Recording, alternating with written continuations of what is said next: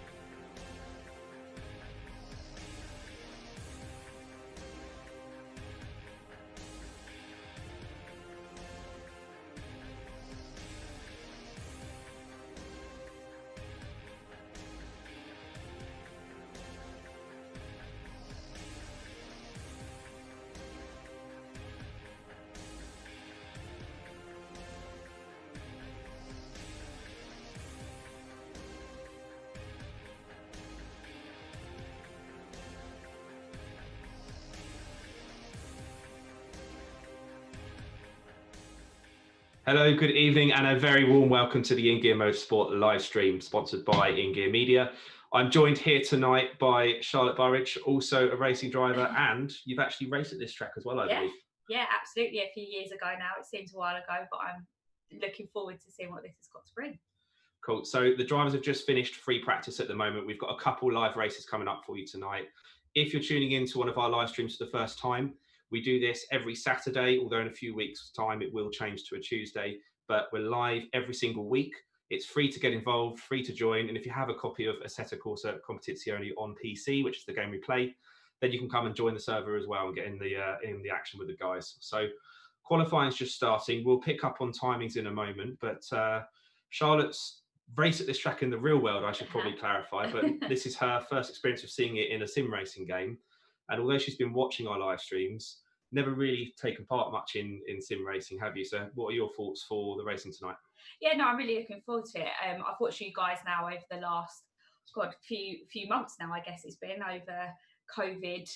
And it's been really good to watch. It's been good to see how the different drivers have developed, see new drivers come into it. And it's quite nice to watch a track that I actually know, and already it's starting to feel quite familiar. So looking forward to it. Cool. Well, the drivers are just starting qualifying, like I say, but before we jump in and see what's going on with that, let's have a quick look at the lap times, the timetable for our Nurburgring race night. So as I say, we've got 2 races for you tonight. The drivers get a 15-minute qualifying session before each race to go out there, set the fastest lap and determine the grid order.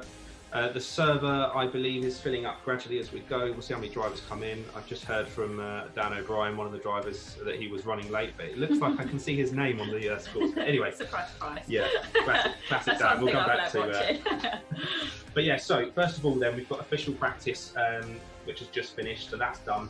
We've just started qualifying one, like I say, for 15 minutes. Then we've got race 1. They're 30-minute races that the drivers have, so 2 30-minute races. That will start somewhere around 7:50 p.m. This is all in British Standard Time. And then we've got a quick break between race 1 and qualifying 2 for about 10 minutes. Give the drivers a chance to refresh themselves and get ready. Some of them play in VR, so it can get pretty hot and sweaty, so it's always good to give them that little break. And then we come back for qualifying 2 around the 8:30 p.m. mark, and then start race 2, the final race of the night, around 8:50. But while I've been chatting, the drivers are now starting to post on lap times, so we'll be heading into the game in just a moment's time, and we'll see how it's going. Now we're heading fresh off the heels of Barcelona last week, where once again the Stallmans in the Porsches kind of stole the show a little bit, although I did manage to get in between them a little bit during the race last week in the second race. But yeah, it's Don Stallman, D Stallman in the Porsche that's been absolutely dominating over the last 2 or 3 races. I think winning 3 out of the last 4. So we're looking for good things for him tonight. So far, from what I've seen on this game, it's very much a Porsche track, Nurburgring. So it just means the drivers may get an extra, couple tenths being in the Porsche over the others. It's just an easier car to dial into that circuit. Charlotte, what's this track like to try and get your head round? Is it a technical track? I've never raced here, so I'm looking forward to seeing a bit more, but you have.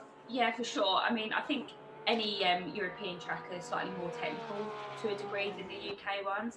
And for me, it was the first ever European car track that I'd raced at. So yeah, I absolutely found it really challenging. I think the biggest thing to remember with this circuit though is the AstroTurf on the outside of the corners. If you drop a wheel on that and drop even, the moment you go 2 wheels, then it's a bit too exciting, I would say, at times. Do we know what the weather's looking like for this race? Yeah, good point. I mean, it's looking dry. Our race controller, Ben Meikle, is in the background working tirelessly behind the scenes to bring the pictures that you see on your screens now. And one of the things that he may be able to see, I believe, is the weather forecast. He might be able to whisper that in our ears in a minute, but we shall see, or ask one of the other guys. Or we can sort of see it in the top right corner there, but it's not quite the best image on our screens back here.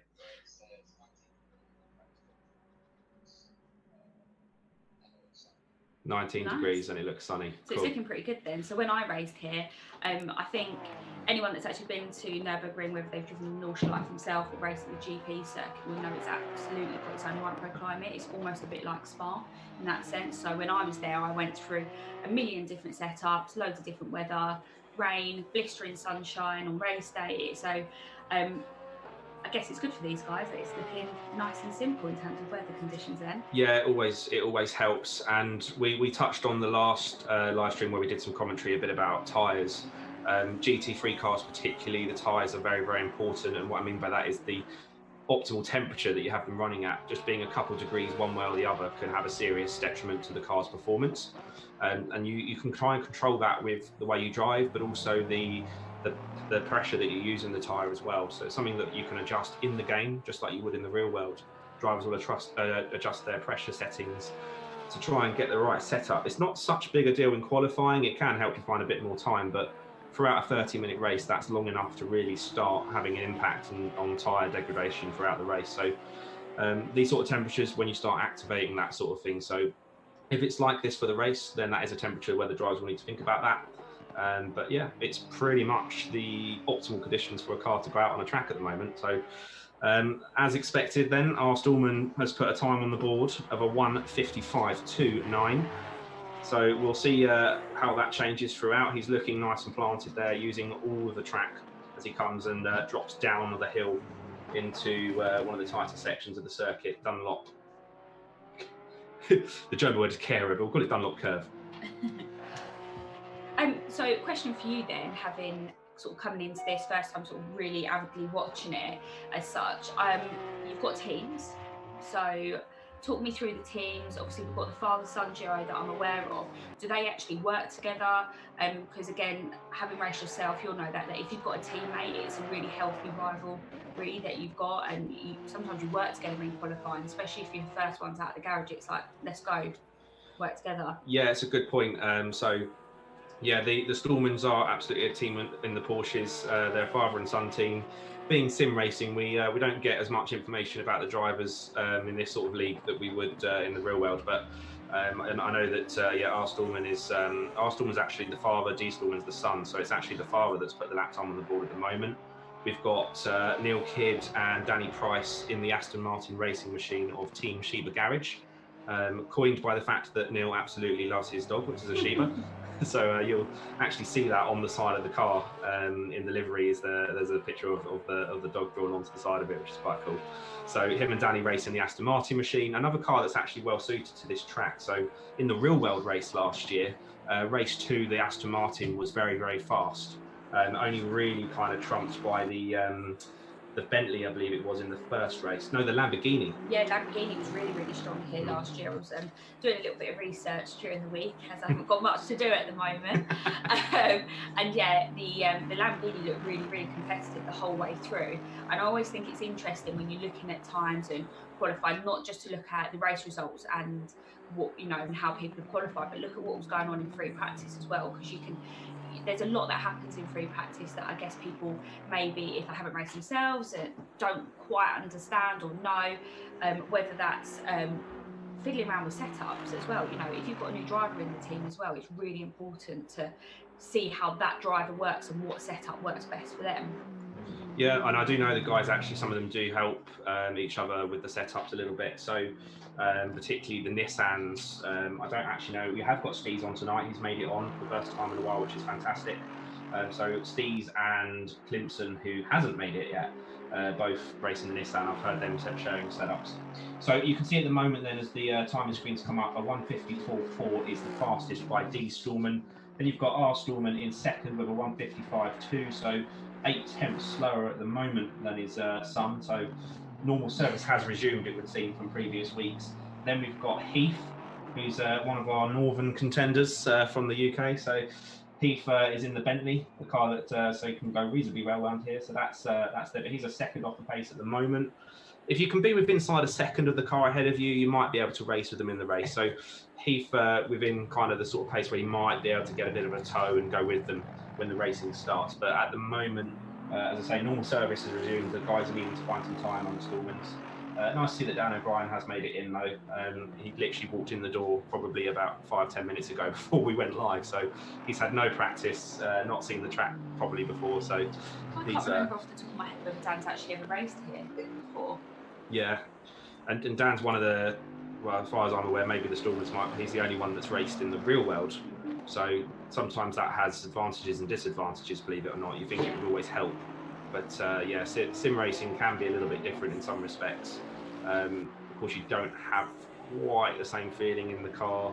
There's little sort of nuances to each particular sim racing game, no matter how good they get, that it'll never quite, you know, mean that you can transfer the skills you learn in the real world fully over. So there's always some adapting to do, and he's taken to the Bentley over recent weeks, which has worked really well for him. He's been fast. He had a good run at Monza until I took him out, but he had taken me out in the race before, so I thought I'd just get that in there. But he's been on the pace. Paul Ricard, we had a good battle for the podium.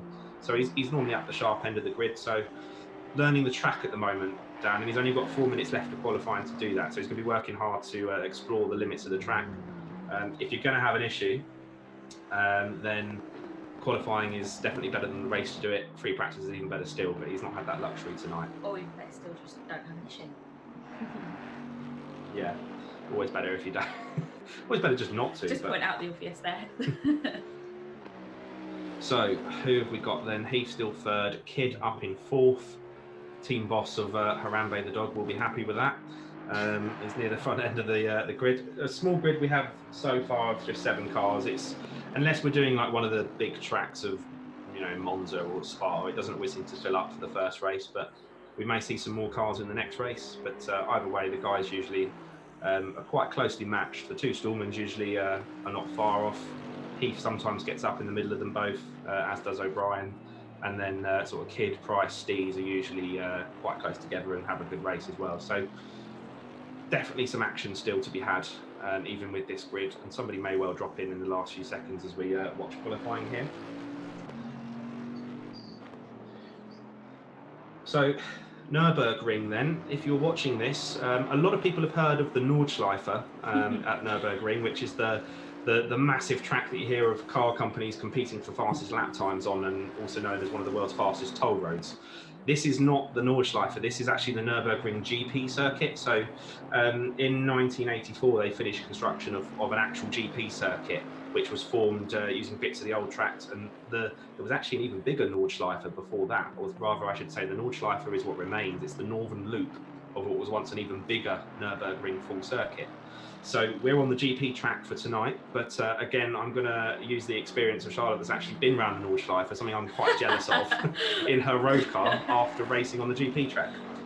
Yeah, I mean, again, it was quite an interesting experience. I'm sure my dad could probably speak about this a bit better than me, as he was a unlucky passenger in the car. But yeah, I wouldn't suggest having a fully loaded up car around the Nordschleife is the best idea to have. But yeah, we got round there in one piece. Rung up my sponsor to tell him, yeah, we've got some pictures of the car on the track. Got round safely, and he was like, yeah, thank God for that, because have you checked your insurance policy, because it's not insured around there. So but yeah, no, sort of taken away from that, and it's a very daunting experience. And I hadn't had at this point the luxury of having something like this, having online racing or an online sim to learn the Nordschleife, so I literally went into it blind. So in hindsight, if I had you know, a game like this to play and learn the track as well as what I could have, then I probably could have got a lot more out of the experience. But yeah, it was fun, and I think it's a really special place to go, whether you're driving or just spectating. I would highly recommend going to, you know, the Nurburgring or the Nordschleife and watching a GT race or watching any form of racing, just to go and have a good weekend with your friends. And if you are watching on our live stream tonight across any of the platforms, which could be Twitch, YouTube, also InGear Media's YouTube, who is streaming this tonight, which is my company, or if you're watching on Facebook as well, so Facebook, Twitch, YouTube, please do give us a comment, and Charlotte and I'll do our best to read those out in the commentary box and say hello. Even if you're just watching now, just give us a hello. It'll be great just to see who's here. And speaking of Martin, Charlotte's dad, he did watch one of our streams before, so we might be lucky and actually get him in again. Mother Burridge is watching. She's texting me. She texted me. If Mother Burridge could say hello in the chat of YouTube or wherever she's watching, that would be even better. Then I can see it as well. You've got special privileges getting text messages. Yeah. Okay, right, it's looking like qualifying's drawing to a close. The board hasn't changed much, although Dan O'Brien has improved, so very, very quickly learned the track there to put himself up into fourth. However, the pace of the Stallmans is that he is still 2.5 seconds shy from the pole time at the moment. As I say, the Porsche does seem to work exceptionally well around here, and the two drivers in the Porsches are pretty much on the top of their game over the last few races. So there we are. A nice shot of the Shiba on the side of that Aston Martin as it pulls into the gravel. Yeah, the graphics on that look really, really good.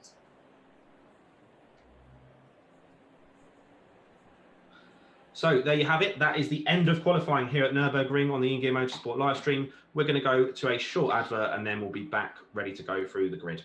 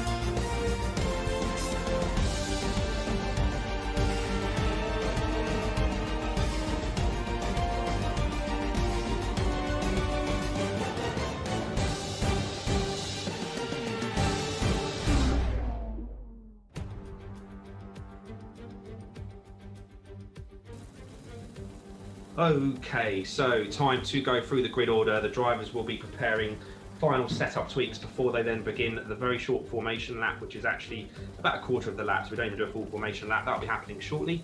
But race one coming up for 30 minutes on pole, it is D. Stallman once again. I think that's 3 weeks in the running now in the Porsche 991 GT3 race car. Then you've got R. Stallman in second, Heath in the Bentley in third, the first non-Porsche on the grid, well done to him, and then another Bentley after that. And then 2 by 2 they came because Kidd and Price after that in 5th and 6th, and then Steeds rounding out the grid. Drivers are making their way off, so let's have a look and see what's going to happen for the start of the race. At this point, the guys have got a HUD graphic on screen, so they're watching that carefully to make sure they can see whether they're in their box or in their position correctly. So let's see what happens. Looking nice and level, nice and clean so far between them. 2 Porsches on the front row. I've just noticed we've got a new livery, I think, for that car. The stream's getting a little bit difficult for us. Okay, lights go out, and we're racing at the Nurburgring. InGear Motorsport live stream, and we're off. The first Porsche Stallman gets a very good start. Second Stallman gets turned around. There's contact into the wall in the first corner. We've not even made the first corner. Heath goes round. Chaos at the first straight of the corner, but we come down into turn 1, which is the Coca-Cola curve. Round they go, and then that will bring them very, very shortly into the Mercedes arena. You'll see a Mercedes star in the background. This is a very long left-hander, lots of load on the front right. The rest of them keeping it clean, but that was a very, very dramatic first couple of corners there, first straight even. So what's that done to the order? I think the first Stallman, D. Stallman, got away. And then that's Dan O'Brien in second, and then the second Porsche of R. Stallman, Roman Stallman, in third place at the moment. The timing screen will update in just a second. A little bit of dirt being kicked up by the Bentley there as they come in, drop down the hill into the fast-flowing right-hander, using that AstroTurf. As Charlotte said, we need to be careful about AstroTurf, but the car's using all the track at the moment, squeezing every ounce out of that first lap to make sure they can get the best lap they can. So, new livery from D. Stallman then. Ray goes in the lead. So far, he's got a 1.6 second gap over Dan O'Brien. So Dan will be working hard to try and bring that down. But as we saw, the pace he had in qualifying, I'm not sure if anyone's going to have an answer to that, but it is only lap 1. So we'll see how the race develops after this. It's going to be interesting to see with the Bentley and the second Porsche actually start to battle now and let the leading Porsche pull away or not. That's one thing I've really, really noticed in the esports is track drivers in the real world versus non-real world. Sometimes there tends to be a little bit of race cast that's sometimes lost there. Yeah, something I've seen as well. So what you would really want to do if you're in second place at the moment is try and hunt down that leader. But what it already looks like shaping up between 2, 3 and 4, if the camera comes to that in a second, you'll see they're all having a bit of a squabble, trying to get some track. It looks like the Bentley of Dan O'Brien still come out in the front of that second pack. But I did see there was a little bit of a challenge coming in there from either the other Stallman, Roland Stallman, or Danny Price in the Aston Martin Shiva Garage car. So back down into turn 1 of the Castrol S, through then into the Mercedes arena we go with D Stallman. Rest of the pack still Trepsy behind, a 4.2 second lead in 1 lap. Very, very strong start from him. So if you're just joining us, this is our live stream. We're live once every week as the InGear Motorsport live stream, and you can get involved in the chat, say hello, we'll do our best to read it out and say hello to you all.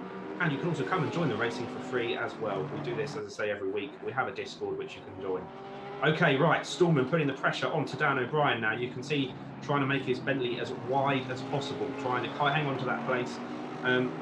It's a bit of a tricky one, this, isn't it? Because Dan knows that the car behind is much faster. And if he does make it past, particularly after that lap 1 incident, which I think he might have been involved in, he's probably not going to be able to hang on to him.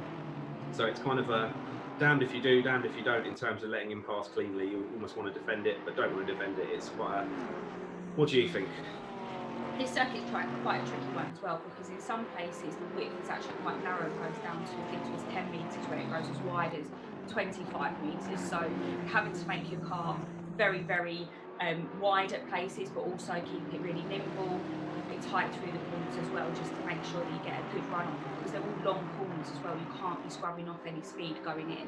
So that's where really these two guys need to be working together. So it's going to be interesting what shapes up over the next couple of corners and see what happens there. Yeah. And I still, it seems like everyone's still running. Go flying there. Yeah, there we go. There was a very unhappy cone as it got punted out of the bounds of the circuit there. Maybe not in the podium place right now for Danny Price, but he did just hit a home run with that cone. So they crossed the line then onto lap number 3. Still D Stallman in the lead, Dan O'Brien in second, Roland Stallman in third, applying the pressure more and more.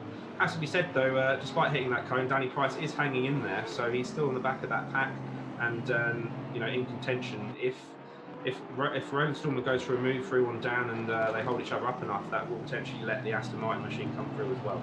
I think it's quite interesting as well, because actually Dan looks like he's not having to defend too much at the moment. He looks like he's just trying to keep it nice and consistent, keep the laps going, sort of tick off one corner at a time. He's not having to keep the car too tight anywhere to stop anything too dramatic happening. So it's nice to actually see an Aston Bentley and a Porsche sort of there and thereabouts together.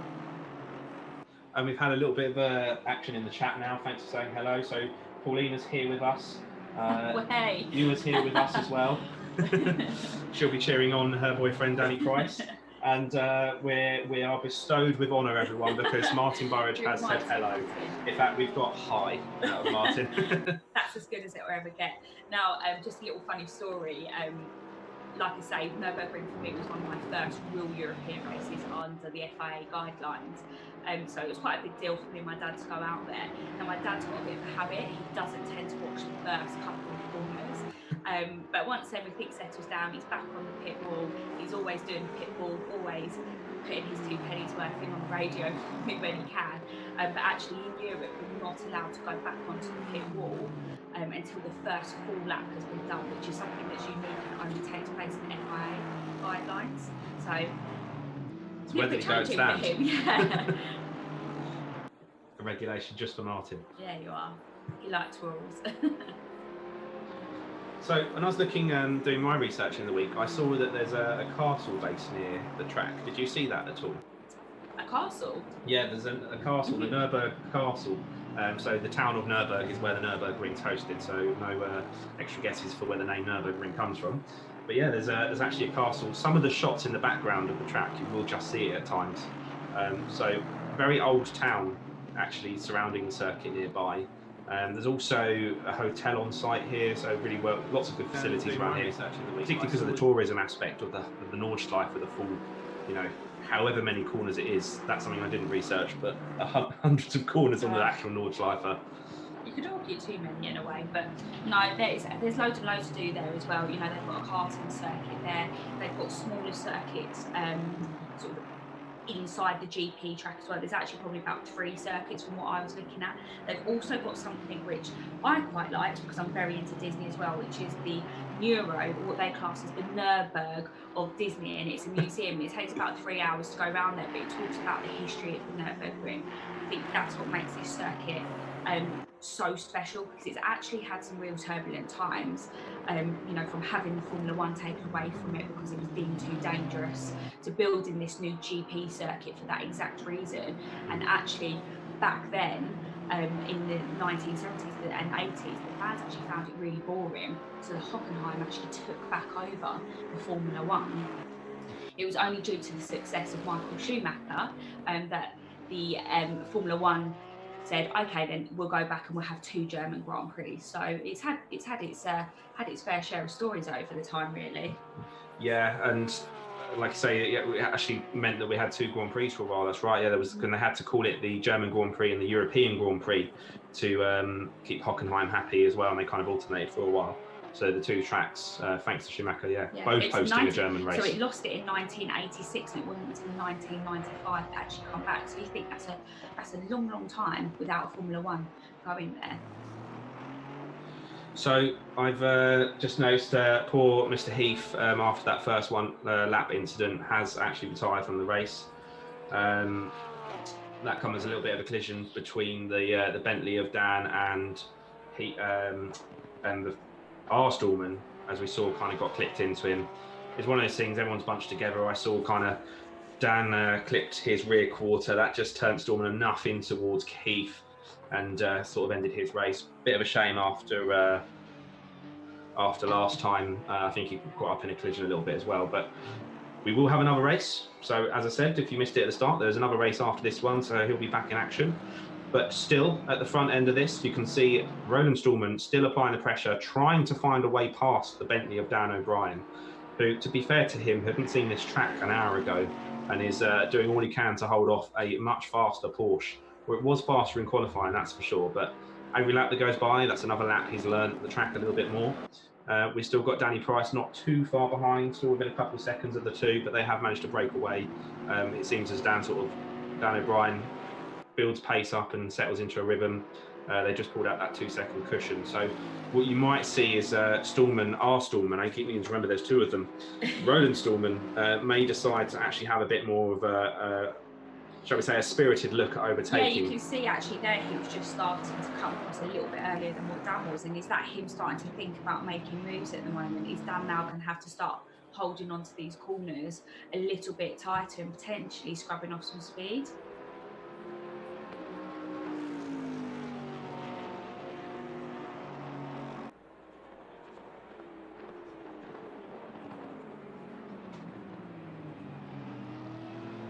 So, just under 20 minutes on the clock then, everybody, here at Nurburgring tonight. Still got cars battling for position, which is great stuff, 10 minutes into the race. So we're further the way there. Oh, here we go. Stallman up the inside of Dan. A very, very good effort so far. Can he hang on to it? It looks like he can. Push Dan out wide a little bit there. He had no space, or no grip, should I say, to be able to hang on the whole way around the outside. And you can see the time he's lost from that move, which, to be fair to Stallman, that wasn't really particularly that aggressive. Has already cost him a bit of time. He's just within the crosshairs now of Danny Price in the Aston Martin behind him. So he'll be eyeing that Bentley up with big wide eyes and a big grin on his face, thinking, I might be able to just bring that back down. We'll see now what Roland Stallman can do. Now he's free from the Bentley being in front of him. I suspect if his qualifying times or anything to go by, that he will be putting out a slightly bigger gap, but easier said than done, particularly with the pressure of the cars behind you. But quite a clean move, I thought, just then. You can actually see going into the corners that Danny is braking that little bit later than him everywhere. So it seems like he's got a bit more confidence in the car. You can see it growing lap by lap, corner by corner. So which Danny? It'll be interesting to see. Danny O'Brien. Yeah, the Bentley seeming quite strong on the brakes there. It brings up an interesting topic actually when it comes to sim racing that's unique to sim racing, and it's to do with the latency that you get across the internet while the cars are racing. So while the cars are all connected to a server, of course, however short amount of time it is, in milliseconds it is, there is a difference between one person's car and PC and internet to another. And it means sometimes that when you go into a braking zone, it might feel like you're braking much later and you gain loads of time on the car in front. But then by the time you get to that space, they've then already moved on in terms of where they are physically in the server. So really what that means is you have to just give it, oh, Dan having a bit of a moment there, locking up by the looks of it, and nearly losing it, but hung on to it quite well. But yeah, so that's something else to be aware of. When you're running nose to tail with somebody, you kind of have to leave a little bit more room than you would in the real world, because you're playing with fire a little bit. A tiny bit of lag on the internet connection might cause a car to vanish in terms of its opponent's eyes, and you know, if you can't see where the other car is, but it's still physically there somewhere, it can easily cause a crash. So that's where ping is important, and you can see actually on here a little green bar next to everybody's name. That means they've got a good stable connection right now. But if that starts to drop at all, then you will soon potentially start to see some issues arising out of that. Steez has had an issue in the past with that one, but he seems to be okay tonight. I think he might have got caught up in that first lap incident though, because he is some way back from the car ahead of him. So still then, 6 laps into the race, Don Stallman leads with Roland Stallman second now. He's now pulled out a 1.3 second gap to Dan O'Brien. It probably wasn't much different to that when he first overtook him. So Dan's still hanging in there a little bit, Dan O'Brien that is, and Danny Price still very much with those wide eyes chasing him down. So this could develop into quite an interesting little battle. Look at the Bentley pushing really hard there. Dan Price though is looking really strong. He's looking stronger and stronger as the race goes on. He's really sort of getting up in there. Interesting, we just saw in the in-game chat, Roland Stallman typed damage. So finding time to type whilst driving. That is a very good effort, I must say. So yeah, I can't say I've given that one a go before, but in VR that's particularly hard. It's a good effort, Well, what's nice to see here is even with a small grid, we've got 3 cars, 3 different manufacturers all battling it out. We're just approaching half race distance in about a minute's time. Still very much to play for a podium position out of these 3 guys, which is cool. I do think it's just a matter of time. I think Dan O'Brien's really eyeing up the next move here. You can just see him sort of working out where to maybe go a little bit wider or tuck in slightly earlier than Roland. It's going to be interesting. And again, if you're watching along, let us know what you think. If you've got a message to get us to shout out, feel free to let us know, or just another hello. But good to see there's a few people across the different channels tonight, which is good stuff. So thank you very much for watching. We've got, as I say, nearly half race distance left then of our 30-minute race. And for anyone that may have just joined, we will have another race after this, similar again. So there'll be a short break after this, but don't go anywhere, or do come back if you do go to make a cup of tea or whatever you might be doing, because there will be another race, another qualifying after this one. And Heath will be back, I'm sure, with a vengeance to try and prove something from that first race after a bit of a bad start for him. Mark. Keep pushing. There we go, we've reached half race distance. Looks like a little bit of a scrappy lap there from Dan O'Brien, has just caused him to lose that gap a little bit. Either that or Stallman has pulled it out a bit more.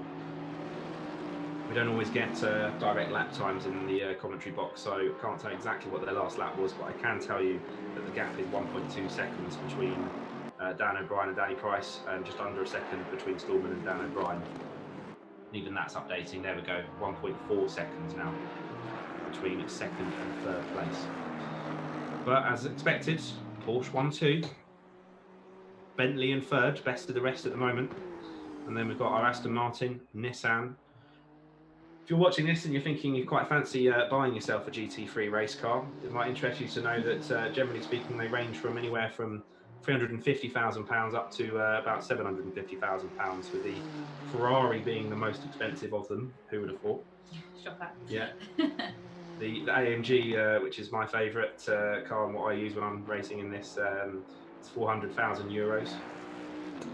And they're all based on real, actual road cars. That's one of the rules of the GT Racing Series. So, same in the real world as it is in the game. This game is designed to be as close to the real thing as possible. And yeah, they're all based on real actual cars. They obviously get changed a reasonable amount for the racing. So they have a roll cage put in. They can get different power outputs out of the engine. They generally should try and use the same engine, but some don't, like the AMG. Yeah, I was just going to mention that the AMG is not running 4-litre V8 bi-turbo. It's running 6.2 naturally aspirated. Such a strong engine. And that's why AMG did it. Kidd particularly likes to, Neil Kidd in the Aston Martin likes to particularly pull me up on that one for Mercedes getting special privileges, running a different engine to the road car. But yeah, for most people, like the Aston Martin, it's a 4-litre V8 bi-turbo, as it is in the road-going version.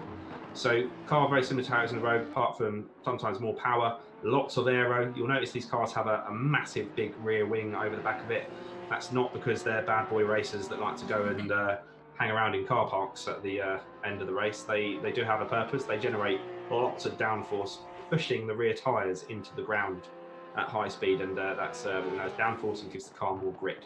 So designed to go around corners faster as well as go faster in a straight line, but usually it's the cornering speed and the braking power of these things that really impresses people when they are lucky enough to take them out for real. Yeah, and obviously you've driven aero single-seaters, haven't been in the real world. How mentally do you get over that? Because I think I remember a story you telling me how you think you're going flat, but actually you have to go even faster to feel more comfortable in the car, which is quite a difficult thing to tell your brain to do when you think you're going as fast as you possibly can. Yeah, I can actually tell you the exact point that I learned that. It was so it was when I first went into single seat, it was actually a Formula BMW. Then I did a bit of stuff in Formula Renault. But turn one at the time of Silverstone, so before it even got built into the international track, turn one was Cops Corner, which is literally that sort of corner that is maybe flat out on a good day with good tyres and a headwind, because a headwind gives you more downforce. And I was going through the corner, and I was kind of, at the start of the day, pretty much braking, downshifting and going through it. By the end of the day, it was flat out. And the engineers were kind of going, you can go flat out through this corner. And I thought, the car's struggling, you know, with a bit of braking, let alone not braking and going flat out. But like you say, it adds that much extra grip. There's sometimes a balance between the two. So yeah, quite an interesting one, getting used to driving a car with downforce. Not something you typically would experience on the road. So it's unique to motorsport in that sense. You feel that, and hence the big rear wings and front splitters as well that you see on these cars. So I'm trying to see through our slightly pixelated live stream that we have in the commentary box. Just looking here, there's been a bit more of a gap that's broken out between Dan O'Brien and Dan Price. I'm not too sure what's happened there, but they was looking quite tight at one point. But yeah, there seems to be quite a big gap between the two of them now. Yeah, so Stallman Senior, Roland Stallman, pulling away a little bit there. Still, where's the gap? I mean, Danny Price has also dropped back a little bit as well. So he'll be hoping that Dan O'Brien would make a mistake also, and that will bring him back into contention. But yeah, at the moment, it's looking a little bit more spaced out than it was perhaps 5-10 minutes ago. Kidd, I've also just realised something must have happened to Neil Kidd there. He's dropped right back. He was in the race a little bit earlier, so I'm not sure what happened there. Maybe Benny can whisper in my ear in the race control position. Yeah, we're not sure. Okay. So it's a 5-car race at the moment then, but still a few of them close enough together to create a little bit of action, which is great. We've also had, I believe, someone cheering for Danny in the chat. Andre says, go Danny, basically. So we've got a thumbs up there for Danny. I think. Which Danny? I don't know which Danny.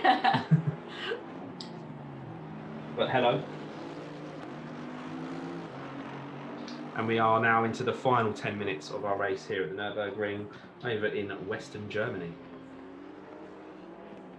How long did it take to drive to the Nurburgring from the UK? I'm trying to remember now. About 8-9 hours.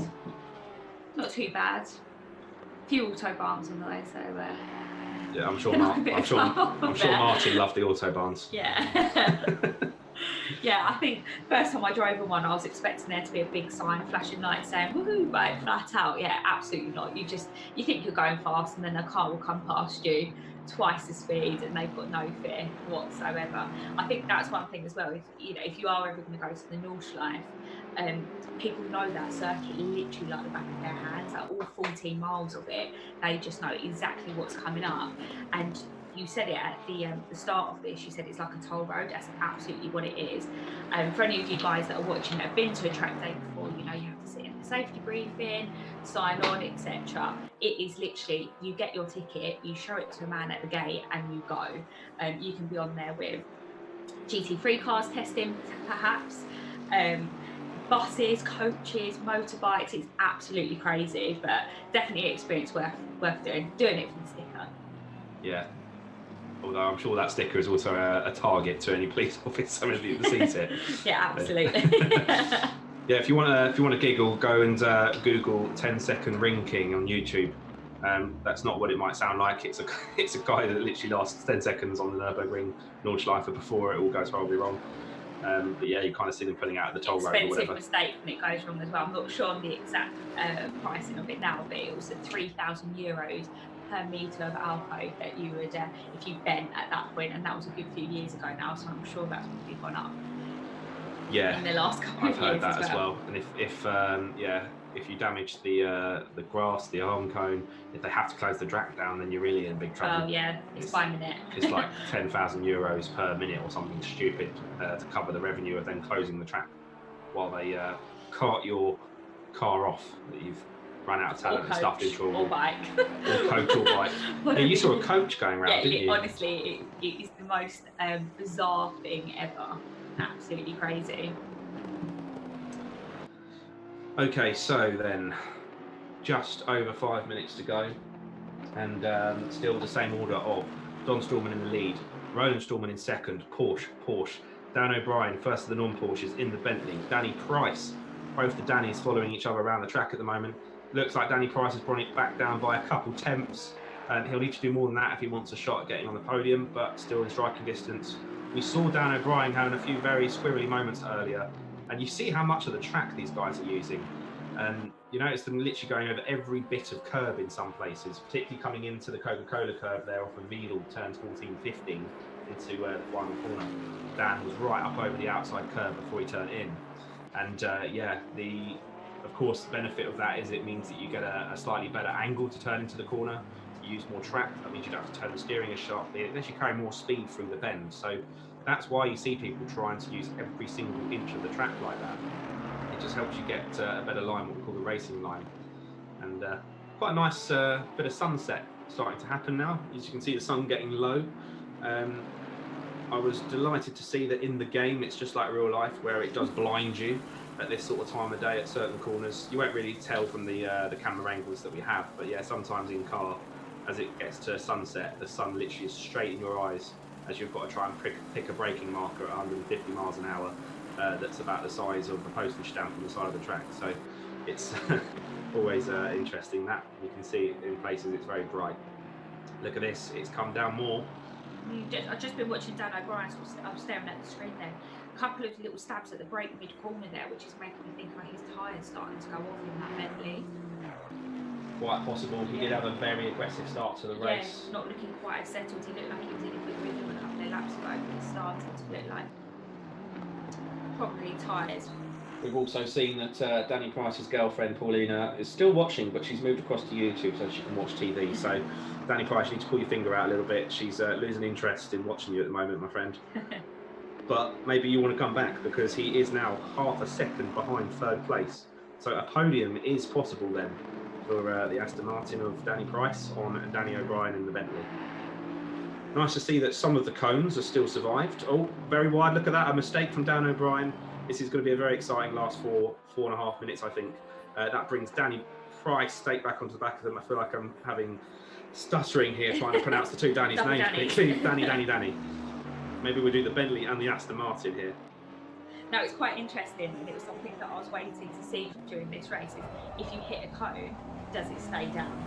Is that a bit cheeky? But I think we've all been there when we've been racing before. There'd always be someone that would take one for the grid as such, that would get rid of a cone that was maybe placed a little bit too close to the curves and want to knock that one off. So it's quite interesting to see that. It's kind of good to see as well, because it makes it even more realistic. Yeah, I mean, some of them don't move, but most of the important ones will move. Yeah.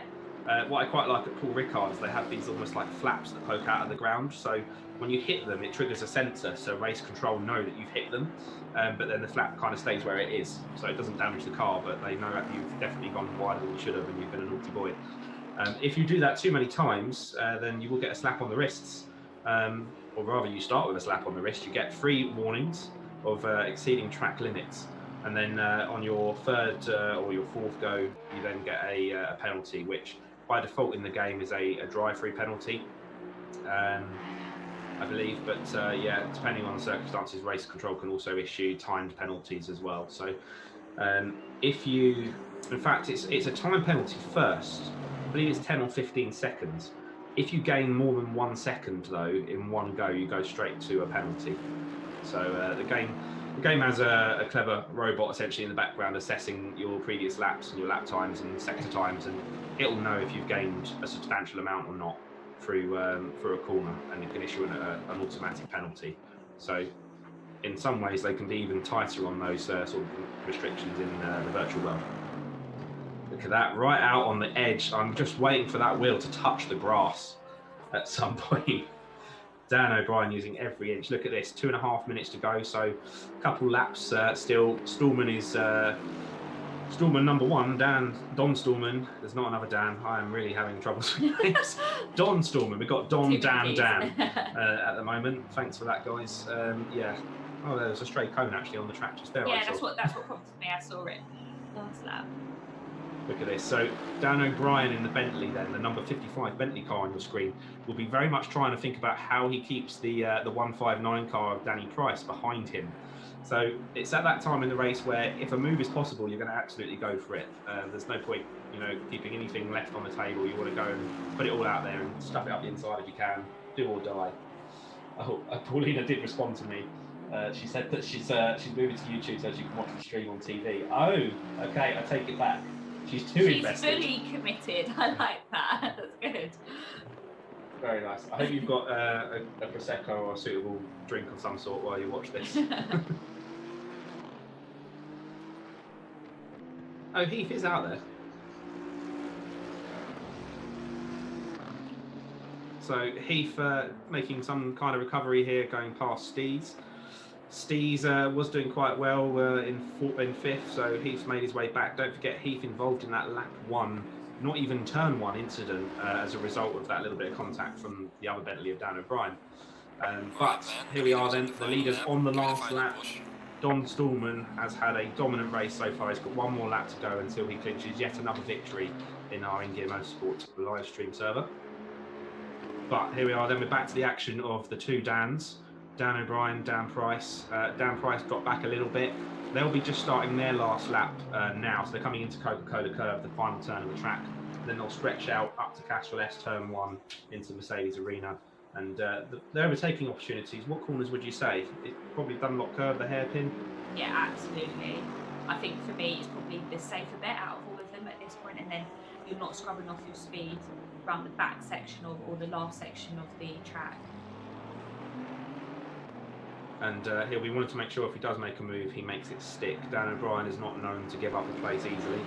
He will fend them off with all that he's got. You can tell by the fact he's picked the biggest car that he can. Just like in the real world, really. I always remember meeting him somewhere and he has this massive Toyota Land Cruiser and just bounces up curbs. Yeah, pretty much. Or the Discovery. Or the Discovery. Equally, just throws it up curves and parks where he wants. Goes where he wants. And treats his Bentley Continental GT3 car in game no different sometimes. He's using all the curbs in the game as well.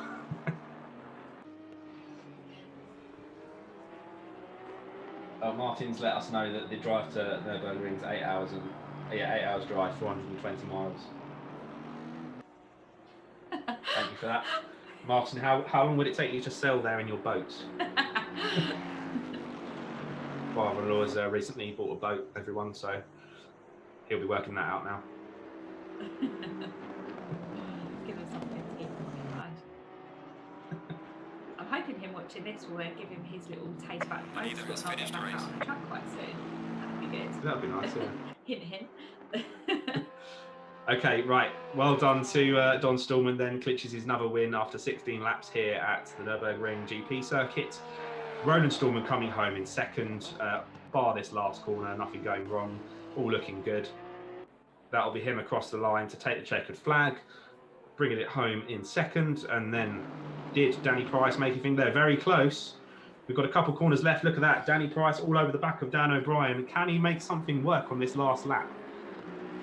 Oh, there's been quite a close battle between these two. Very, very good stuff. It's been a really good battle. It's been clean and fair the whole way through. It's been a really, really impressive drive. Okay, we'll hopefully pick that back up between the two Dans in a second. And they have crossed the line. So that was 3rd for Dan O'Brien, 4th for Danny Price. And then we're watching Kay Heath now finish off his lap to come home in 5th. Bouncing off every curb as well.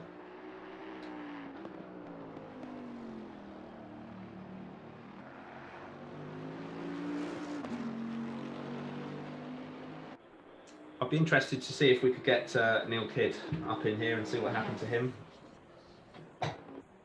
One of our race control team are working on that right now. Well, there you have it then. Thank you for watching race 1, but don't forget there'll be another race coming up very shortly. I'm going to see if we can have a little chat with at least one of the drivers, potentially Neil. So Neil was in the Aston Martin racing machine at the second one. Danny Price had a good race in 4th, but Neil had a bit of a disaster. We didn't quite catch it on the TV screen here, so we'll see what that was. One of the 2 Scottish drivers in the race, Neil, and then we've got Niall Stees, who's the other one.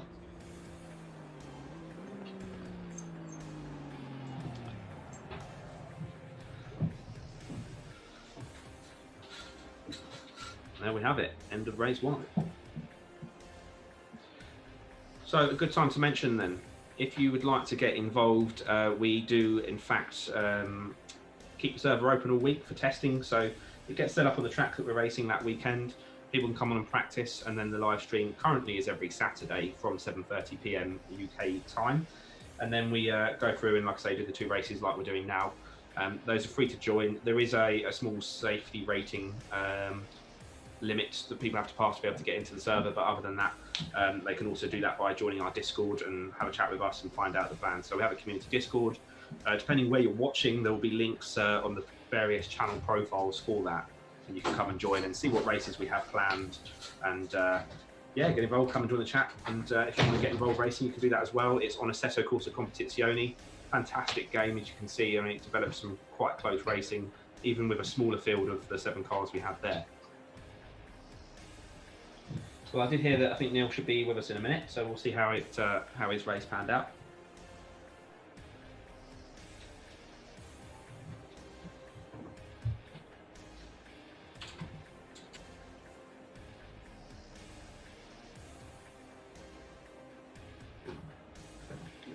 Well, I must say, I quite enjoyed my first commentary with you. Yeah, it was good. We had some stuff to talk about there, didn't we? So it was all good stuff. Yeah, absolutely. I think as well, it's really good to see how much goes into this from this side as well. Yeah. Yeah. So for us then, so the stream is run in collaboration with InGear Media. So we've got a live stream running, as you can tell, obviously what you're watching across multiple platforms though. So we're live on 2 different YouTube accounts, Twitch and on Facebook as well. So people can watch across those different channels and interact and chat with us. So we're really lucky as well. We've got Ben in the background, our race director. So if anything goes wrong, he's on top of that. He can keep on top of the camera angles at the same time. So he's got quite a busy job in the background, trying to keep on top of everything that's going on there. If there is anyone that's joined the server and causing problems, or their ping gets too high, you can actually kick them out as well. As I say, that's quite important, because if somebody comes in with a really high ping, that means their connection's not very good, and they could essentially start teleporting around the track, just smashing into people without even meaning to. So also quite an important one to manage. Speaking of Ben, how are we looking for an interview of some sort? Sweet. Oh, come on. No, yeah, all right, okay, no, just one call way top. Great. Hi, Neil. Welcome to Commentary Box. 2 seconds, mate, I need to do controls. Oh, you're live on air. I'll be back. Neil not wanting to talk to us. You've got rejected for your first interview. I need to go back so I can get rid of this menu. Send me back. You're trapped. Anyone else? What about Heath?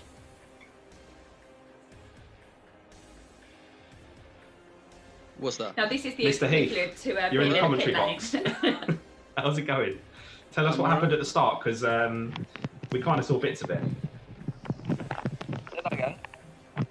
What happened at the start of the race? You know, I have really no idea. It's like I was in the fast lane in the motorway, minding my own business, and then wham! It's like I just got GTA'd out of nowhere. Like I don't even know how. Then it skipped to the next session, so I couldn't even check the replay and see what happened. So. Oh, okay. I think you might just catch it on the live stream. We kind of saw there was a bit between. So O'Brien had a bit of contact with one of the Stallmans, and it then meant the Stallman got pointed straight into you. It looked like, but yeah, it was just one of those things that caught you right on the rear quarter. It looked like it spun you around. Did you get any damage from it? Was it bad? Yeah, I did a little bit. I could tell because when I started got myself back together and then started hitting the back straights, like my top speed had just dropped off. Like normally I'm bouncing off the limiter in fifth going up to the last chicane, and it was really struggling to get up that hill. So I was like, I'm gonna have to pit it, and then I was just chasing my own tail. Damage limitation, managed to grab a couple of places back, which wasn't too bad. We saw that. Had my heat seeker mode on, and I just had to try and reel into these. And the Stallmans obviously once again are, absolutely flying. Porsche very good round here, but you didn't look like you were too far behind in qualifying. Do you think for the next race you can get any closer? That's it. I mean, if I can just keep myself another clean lap, and not push it too much, because my time was a bit limited in qualifying because I still had a bit too much oversteer. And then by the time I try and got it back under control again, I just ran out of time. So if I can get a nice clean lap in, max concentration, and then stay out of incidents for race 2, then I might be in within a shout to give them a bit of trouble on the home turf. Good stuff. All right, well, I'm sure you'll probably want a little break after that, so I'll let Ben drag you back down and I'll catch up with you later. All right, thanks for that. Hey, shout out, race directors, you need to wake up. Is that a protest? It's about in Euros if you want to protest. No, it's all good. Racing happens, it happens. It is 99% luck. And it just seems to be I'm having 99% bad luck every week at the minute. Yeah, we'll see how you go in race 2, but yeah, good luck. Hopefully you can take it to the Stallmans. Yeah, cheers guys. Cool, see you in a bit. See ya. Okay everyone, we're going to take a short 5-minute break and then we'll be back ready for race 2, so we will catch up with you then.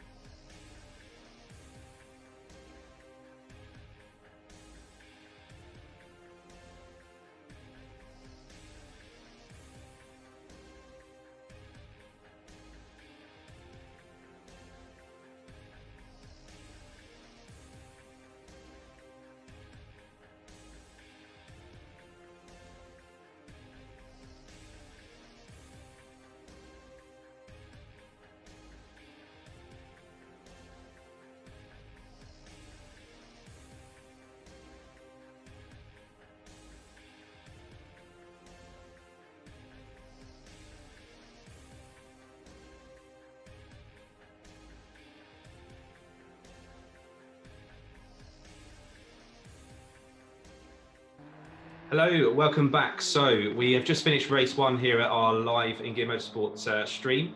So D. Stallman took the win, Roland Stallman second. So the father and son team in the Porsche is going very well here, as they have done at most of the races lately, but very, very dominant performance for Don Stallman out there in front. We saw Dan O'Brien hang on to third after quite a tight battle at the end with Danny Price really keeping him honest. Yeah, and, definitely kept each other on their toes throughout that race, I thought. We just heard as well from Neil Kidd, who we tried to interview but wasn't having any of it a minute ago. He wasn't feeling it, was he? Never upset an angry Scotsman. If you saw how tall Neil was, you wouldn't have upset him either. So yeah, we just let him get away with that. But we have since found out that he had an issue, got some damage after the turn 1, lap 1 incident.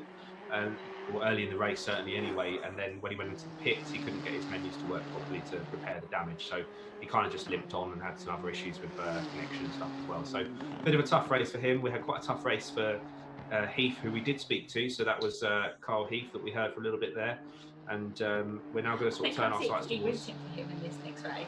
For Heath? Yeah. He'll be pleased to hear that. But I think he's had a bit of a hard time over the last couple of weeks. He can be quite aggressive at times, but you know, it gives us some good racing to watch, so he'll definitely be doing all he can to get between the Stallmans or everything possible. So just quickly before we go to qualifying 1, which is just qualifying 2, which we start in just a moment, what are your thoughts for qualifying 2, race 2? Yeah, I think it'd be nice to see another manufacturer kind of get up there, but the Porsches are clearly so dominant, aren't they? I would find it really interesting to see if the father and son duo are actually running the same setup, or whether they're slightly different. Don't know if we'd be able to get that information out of them somehow, but it'd be nice to see, and I think it's important in something like this as well. I understand that it's competitive, but it's good to share setups. Yeah. That's me saying this on the outside. Maybe the father thinks he's shared it, but the son is keeping a setup all to himself, and that's why he's faster.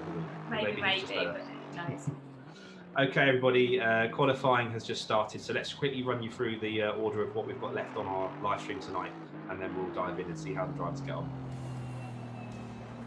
So we've just completed race 1, 30-minute race. We're now starting qualifying 2, ready for race 2. Equally like the first one, 15 minutes here at the Nurburgring track. If you're just joining us, that's where we're at tonight, and then we'll go on to another 30-minute race. So that equated to 16 laps in race 1, and the drivers will be heading out now. They've just actually left the pit lane. It's a green light for qualifying 1, so we'll jump into that and see how it goes. But as we just said, both the Stallmans very dominant once again in the Porsches at a very Porsche favoured track.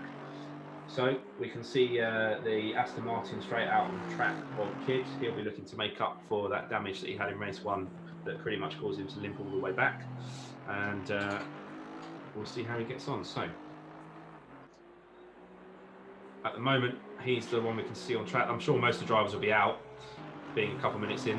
I always find it interesting, a couple of them like to leave it a few laps before they head out the pit lane. Now I know in the real world there can be advantages to that, but I mean, Charlotte, why would a driver not necessarily go straight out when the green light goes green for qualifying? I think there's different views to take on this. Again, whether I'm going to assume, so Ben in my ear tell me if I'm wrong, but if the track conditions are due to stay the same, I personally don't see there's any reason why anyone should be holding back, bar it being for spacing purposes, because the last thing you want to do is get caught up someone potentially slower than you in a qualifying situation.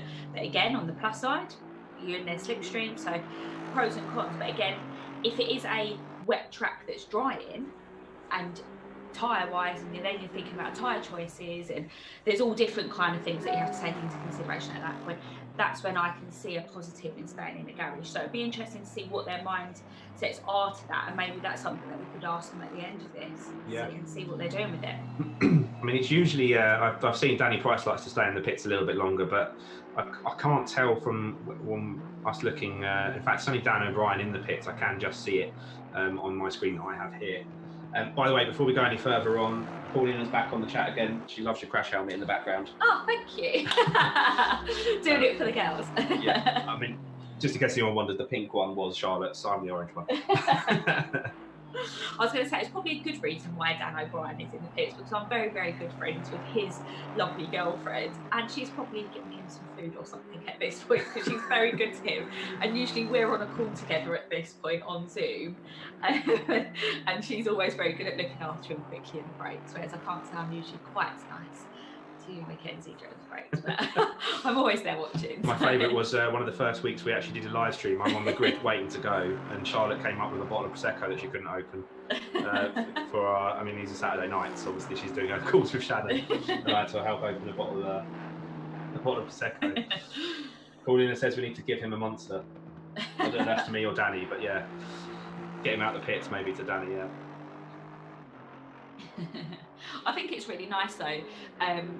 Motorsport's such a family-oriented thing. It sounds like such a cheesy thing, but I think we can speak for this quite from personal experience. Your family or your loved ones, it's so important to have them support what you're doing. And actually, these guys here on this game, and you know, we know some of them personally. We know how serious they're all taking it. So it's really nice to see that the girlfriends, the friends, everyone's actually sat there and they turn it into a bit of Saturday night entertainment, especially what's been going on the last few months. Yeah, and of course, when we started doing this, we literally were in full lockdown. It's a little bit different now, but yeah, you're right. So it's nice that we're still carrying on. We're going to move to Tuesday nights in about a month's time, just as more and more people will probably be back to work. It'll be easy for the guys to race during the week. So, but yeah, for the time being, it's still Saturday nights every time from 7:30. And Stallman, Roland Stallman, like he did in qualifying 1, putting a time in before D Stallman. I also noticed that we've got Klimpson in the race now. Andy Klimpson, he's joined us in the other Nissan. And Steez has apparently left us in his Nissan. So we seem to get one or the other at the moment. Perhaps it's one person. Who knows? And Dan O'Brien has said that he's going to come back. Everyone will be pleased to see we've just had another Porsche join the server. So as much as we have our regulars that join, and you know, there's usually about 10 of us, 7 of which are on tonight, we've got Public 8 coming in as well, as Andy has a moment in the Nissan, the 20 car there. Now, can we I'm sorry to butt in with this, but I think we need to clear something up about this Nissan GTR, because there was a bit of a bit of beef between you and Neil last week when we was watching. All-wheel drive or rear-wheel drive? I know the answer now. Nissan's own website said front-wheel drive, which I took as gospel, but you should never believe what you read on the internet, kids. So, but as it's a GT3 car, the rules are with GT3 racing that they have to be rear-wheel drive. So that's as good as an apology that Neil Kid's going to get from me live on Just air. throw you under the bus there, but I thought. Oh, hello. Sorry, before it goes too far, hello to Mark as well. Mark's just joined the chat over on Twitch. Mark, who was doing a photo shoot with Neil yesterday. So amazing photos. I've seen them. Super, super good. Yeah, go check him out. Yeah, 100%. MMP or MM Photography 18_ on Instagram. Really, really good pictures. And he put a can of Monster in front of one of them, so I can't complain about that. We're big fans of Monster Energy on this server. But yeah. Hello to you in chat. Thanks for watching, mate. I was quite lucky that I've worked a couple of events for Monster, and I was sat in car driver coaching the director of Monster UK, and I was like, my partner is absolutely obsessed. Come home, cans of Monster for you. Your partner? Well, at the time he was my boyfriend. So, whatever.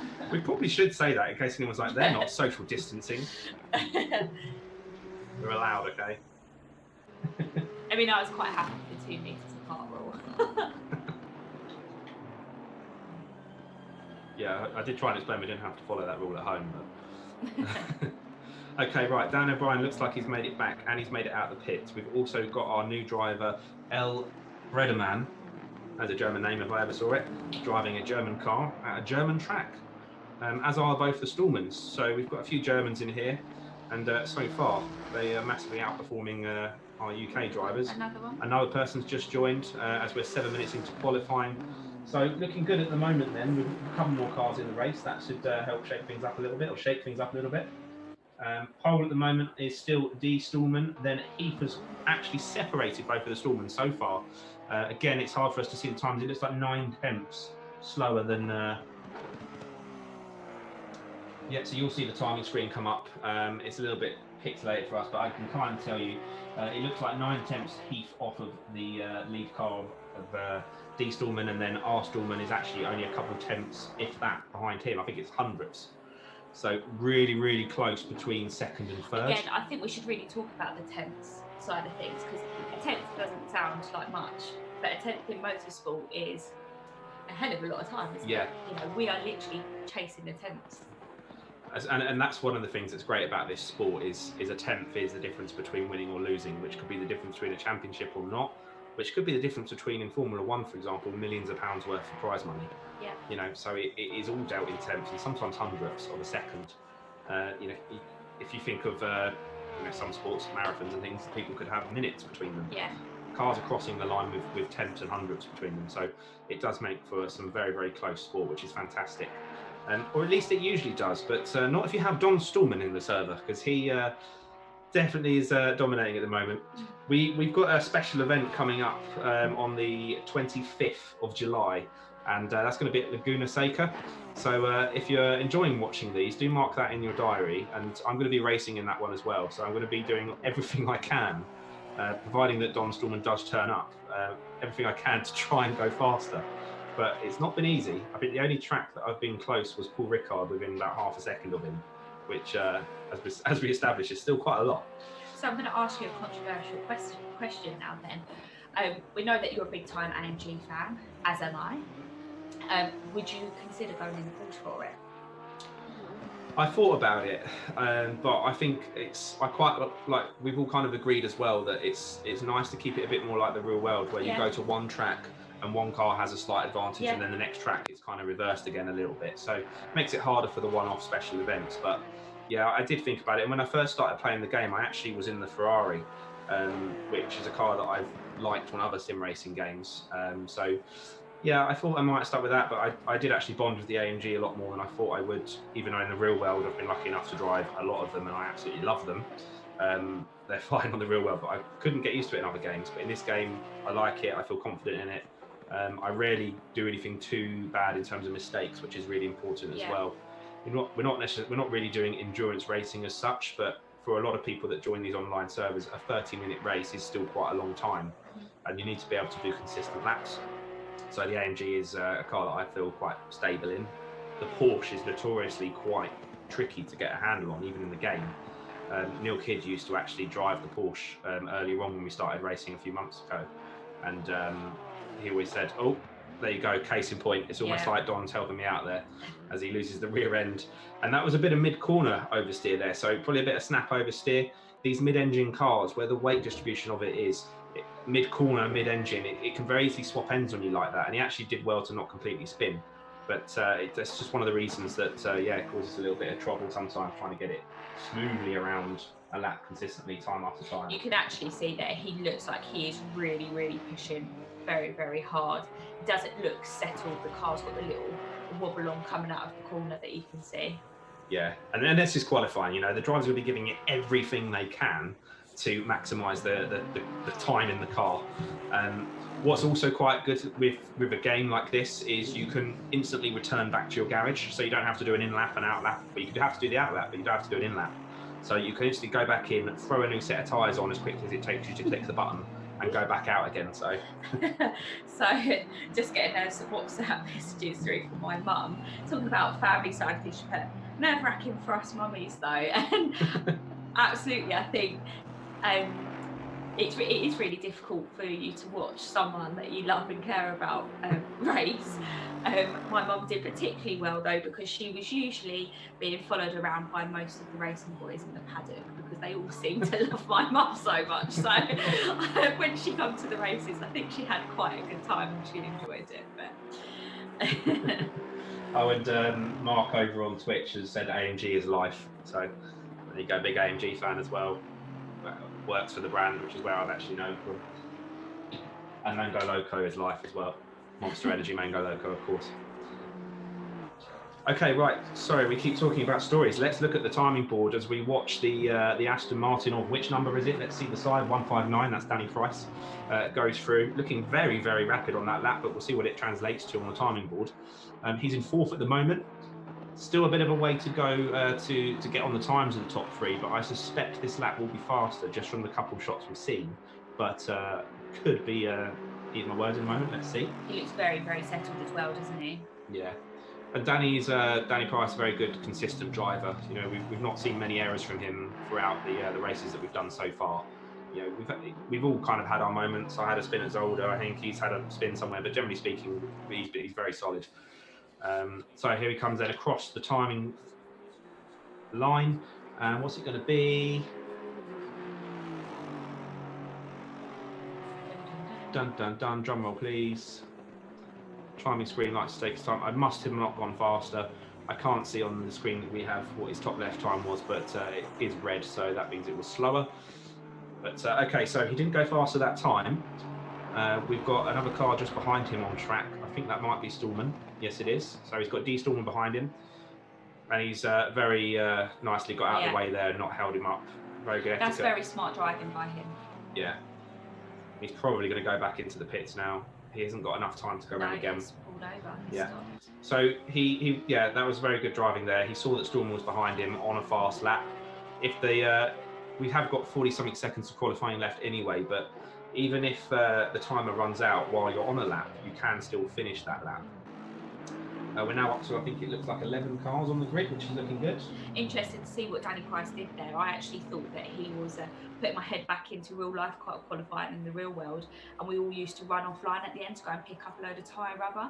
Extra tyre rubber means more weight because we'd be running so close to the weight limit all the time that any extra weight that we could pick up, so we'd be running right down to the last kilo, which isn't a lot of weight when you've got, you know, a big car that you're driving.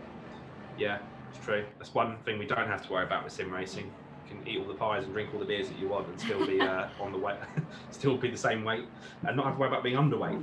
You can, however, run out of fuel, which is something I have seen Danny Price do in the past. He's the one that always used to like to push it in terms of how little fuel he would run, but he's been pretty good over most of the times we've done the proper live streams. Heath in the pits then. So the Stallmans look like they're quite set, but we'll go through the grid in a moment. Just before we do, here is our Discord ad.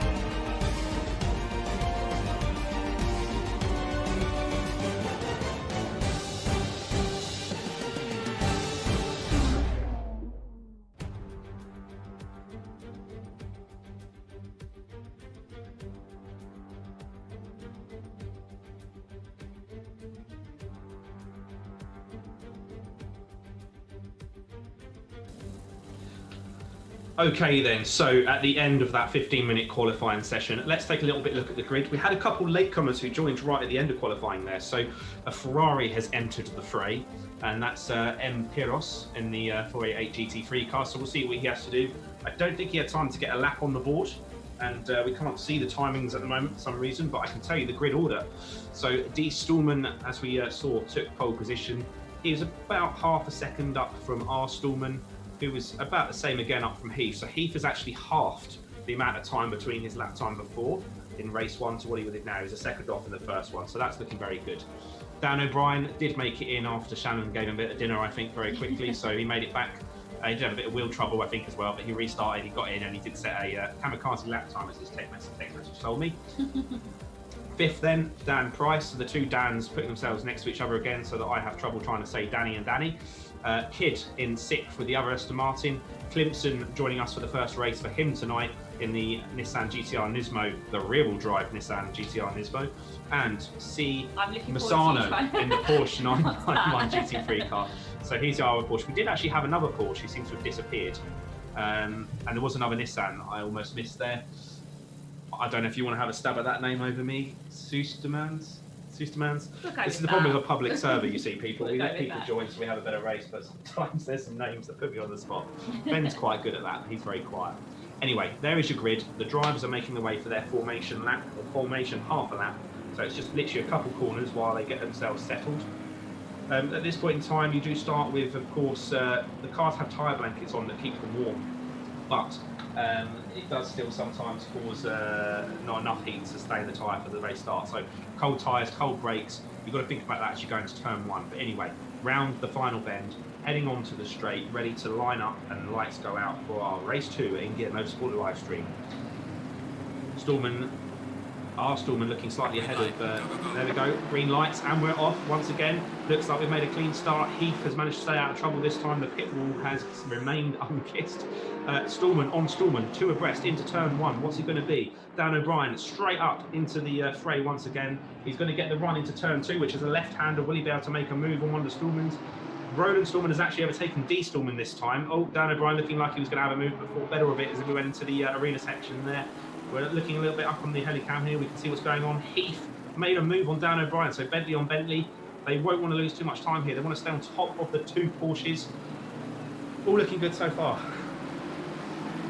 How are the Aston Martins doing? It looks like they're running side by side, or 1 and 2, single file there. Very, very interesting start so far. Stallman's once again breaking away, but it's actually the slower of the 2 Stallmans in qualifying that's in the lead, who Heath actually had half a chance of matching, so that may play into his favour in a minute. D Stallman may want to try to get back in front of his dad, so we'll see what goes on there. That's right, I did just say dad. We've got a father and son team racing in the server, if you haven't heard already. So that's the Porsches. So at the moment, pretty even at the moment as well, isn't it? Yeah. No, it's clean driving at the moment. No scraps. No one's holding anyone behind in time. So it's really important in the first couple of laps. Just get going, set into a rhythm, and then you can start making moves. And it may still be a 30-minute race, which isn't as long as some of the longer endurance races you see, but still 30 minutes is a long time. You don't need to win the race on lap 1. So the driver's making a very nice, sensible first lap so far after the carnage of race 1 that we experienced. So that's looking much more like it. And generally that is how it works in our InGear Motorsport League. As I say, it's a free-to-join server. If someone has the game you want to join, providing your safety rating's high enough, you can jump in and join the action. And that's really one of the things we look for. Oh, Heath having a big moment there, going sideways across the grass through the S's. The S is named after Michael Schumacher, so the Schumacher S is there he went through, having a very big famous moment, almost you could say. And that brings Dan O'Brien back onto the back of the other Bentley. So the 2 Bentleys having a squabble, the 2 Porsches having a squabble, and the 2 Aston Martins also having a bit of a squabble further down the field, it would look like. Clemson has actually got himself in the middle of them now as I say that, so Clemson in the Nissan, number 25 car, is between Neil Kidd and Danny Price. And there you go, the Sheba Garage Racing team with the Aston Martins there. Hanging on to another clean start. Nice to see everyone has had a clean first lap so far in race 2 tonight.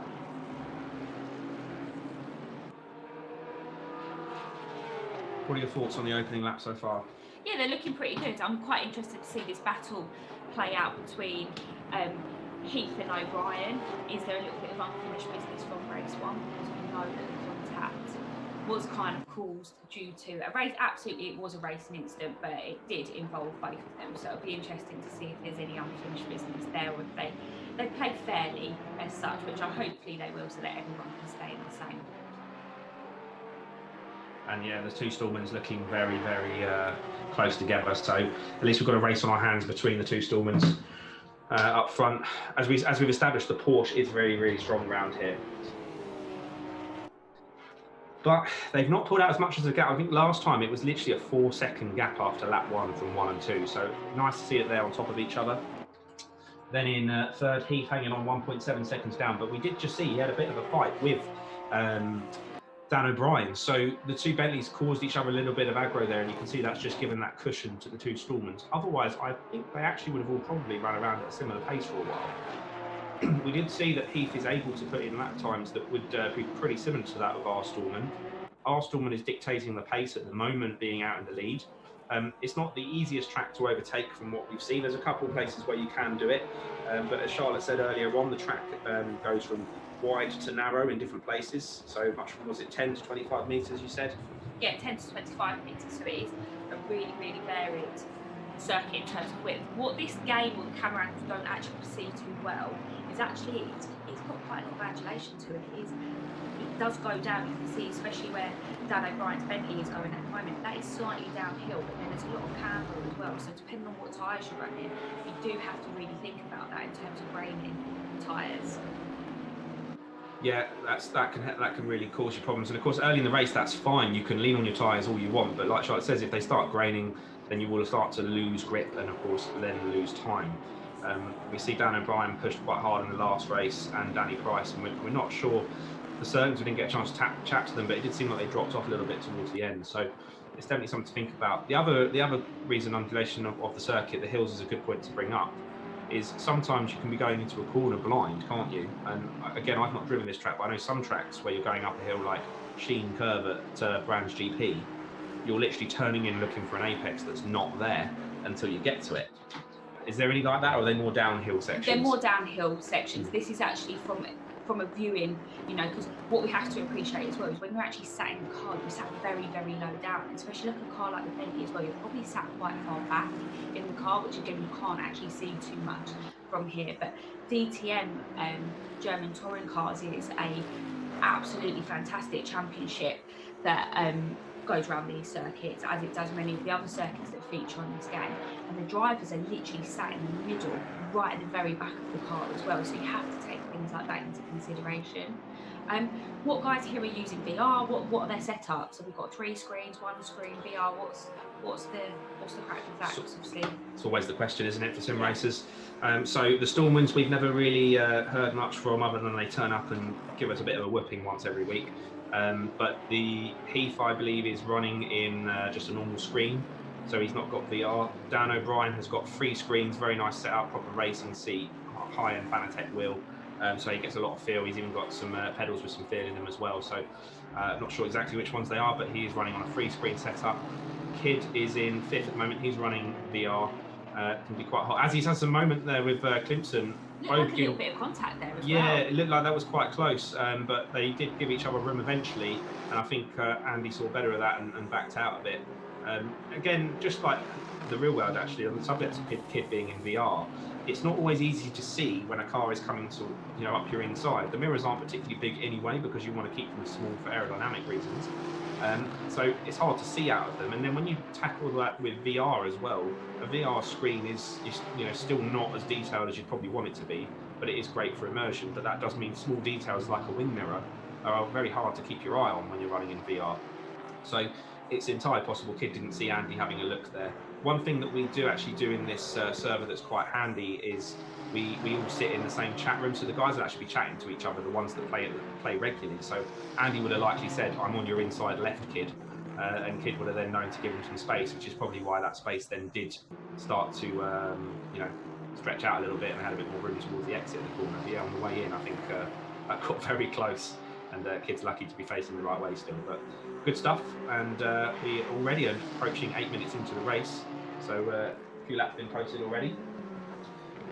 Good time, I think, for any of you listening. So all listeners out there, give us your predictions for who's going to win the race, because we've still got both the Stallmans in contention.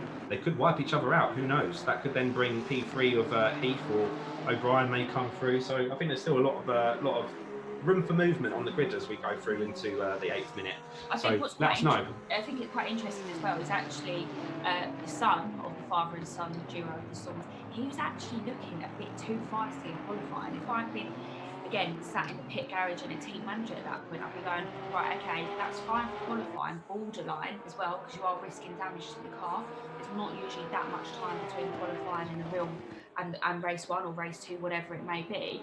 All it takes is for him to get a little bit too carried away and just take himself out. It's not out of the question, especially when it's race 2. He might be feeling a bit fatigued, you know, it might be hot in his room. You have to think about things like this because it all does come into consideration.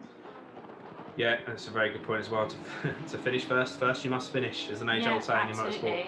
And he's been pretty consistent in other races, but like I say, he has looked quite aggressive at times tonight. Looks like he's eyeing the lead car up every so often. Not quite so much there, but yeah, certainly at times he's. You can just tell he's having a little bit of a think where he might make his move. And I mean, I've heard of don't take out your teammate. What about don't take out your dad? Well, it's true. It'd be interesting to see the conversations if they live together. That could be quite an awkward situation. I think very early on, me and you had to agree that we'd never race in the same championship as one another. Otherwise, that would get slightly difficult. And we actually both did a drifting display at Mercedes-Benz World at Brooklands, and yeah, for the first few months of me doing it, we decided not to pair up together because it is absolutely to the centimetre or millimetre. Well, because I thought if I hit you, I just didn't want to have to deal with that. Yeah, it's not worth the hassle. So Roland Stallman still leads from Don Stallman in second as they go into turn 1 of Castrol S through the Mercedes Arena Complex, turns 3, 4 and 5. And yeah, very close between these two. It's a 3-second gap back to Heath in the Bentley, the first non-Porsche on the track, followed by another Bentley of Dan O'Brien. So very much Porsche, Bentley at the moment. And I believe Aston Martin, yes it is. So once again, 2x2 they came over the line for this lap. And a few cars all looking quite close together, which is good to see. So we have got Heath a few seconds back. That's still enough that if these two have a big enough fight, that'll bring him right in, and then that'll bring O'Brien back on Heath potentially. Kid having a good run this time actually after not finishing the first race, or he did finish I think, but just had a lot of drama.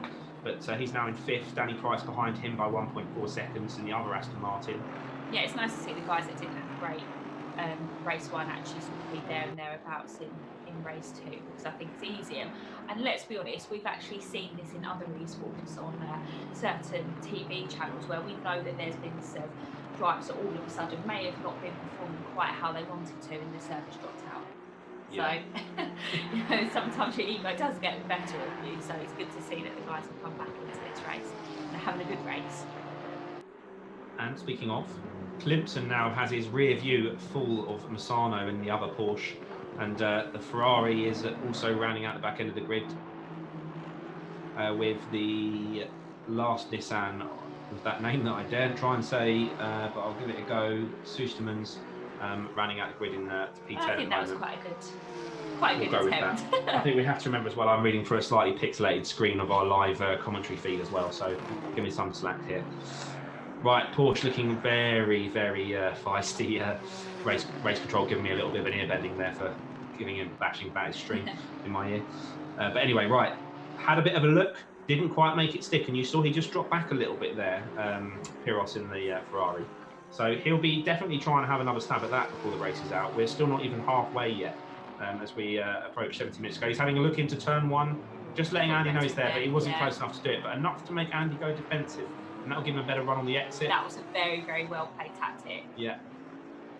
But he probably is then giving that away a little bit, or running tight into the left hand of Mercedes Arena. Sometimes just poking the car out to the right or to the left, just to sort of make you all up in the mirrors, is enough to distract a driver, and that's why a lot of drivers do it. You see it in some championships as well.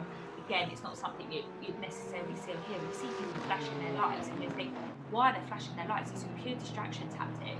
If you've got someone piling on that pressure, it's very, very hard to lead a race and win a race. Yeah, it's quite an annoying thing in your review, particularly at night, someone flashing their lights, but we've all been there, we've all done it at some point. It can be helpful if you've got a car that's slower in front of you. Don't forget as well, in the real world, GT cars quite often race with multiple classes. So the most extreme of which is when you have races like Le Mans 24 Hour and you've got an LMP1 car coming past a GT3 car like it's a lawnmower. You know, the speed difference is unreal. I can tell you a story about that, and it's actually at this circuit. So, yeah, again, day 1 of testing out of a 5-day race weekend, because we went there nice and early to get some laps in. Never been there before, never played it on a game like this. There's me, I was driving for Lotus at that point in time.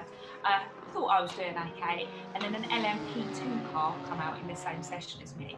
Now, this size of the speed was just absolutely insane. The closing speed is just crazy, and it's something you have to be really, really, really aware about as well on there. And it's quite an intimidating thing, you know. new into the championship and having to deal with that all of a sudden was a lot to take in. I think the closest thing I can relay that back to someone in the real world, but on an extreme version, is imagine when you join the motorway and you're not quite doing the speeds of the motorway. If the motorway is particularly going fast, cars coming past at 70, 75, and you're joining at 50.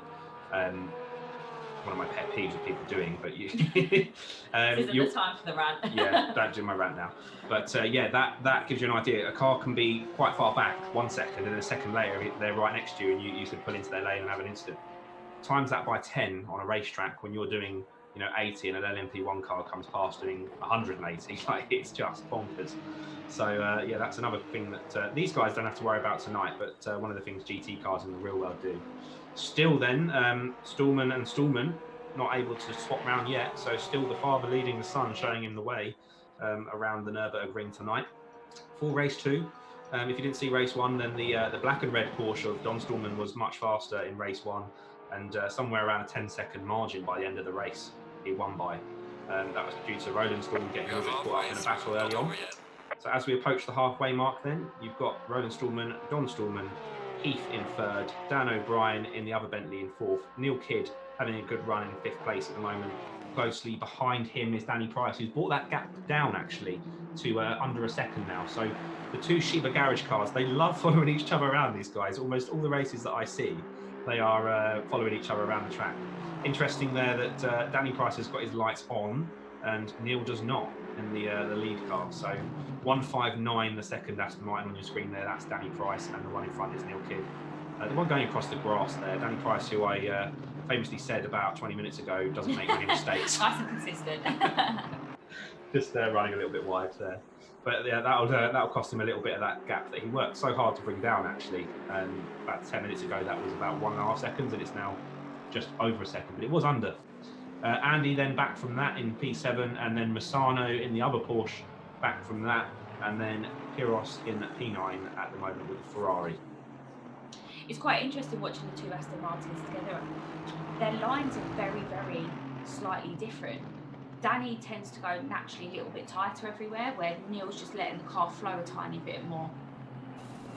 Danny also in VR, so both drivers using VR setups out of these two.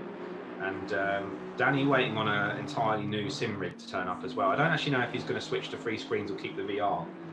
Maybe Paulina can let us know in chat whether he's staying with VR or not. Maybe she'll know, but I'll ask him for next time. But yeah, he's got an entirely new setup coming soon, so he's waiting for that. And he's been waiting for quite a while, bless him, so he'll be really excited to see that soon. And setup's a big part of this, and one of the things I always say about sim racing with cars that's unique to other sim games, is that actually the controls are the same.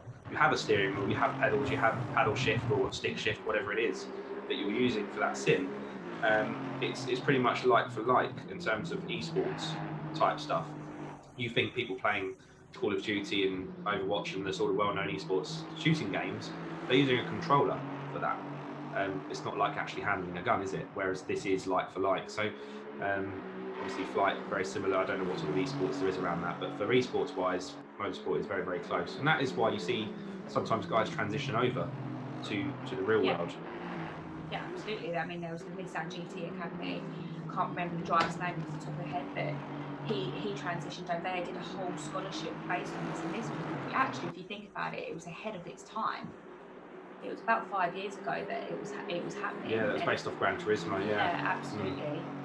Yeah. So it is doable to come through.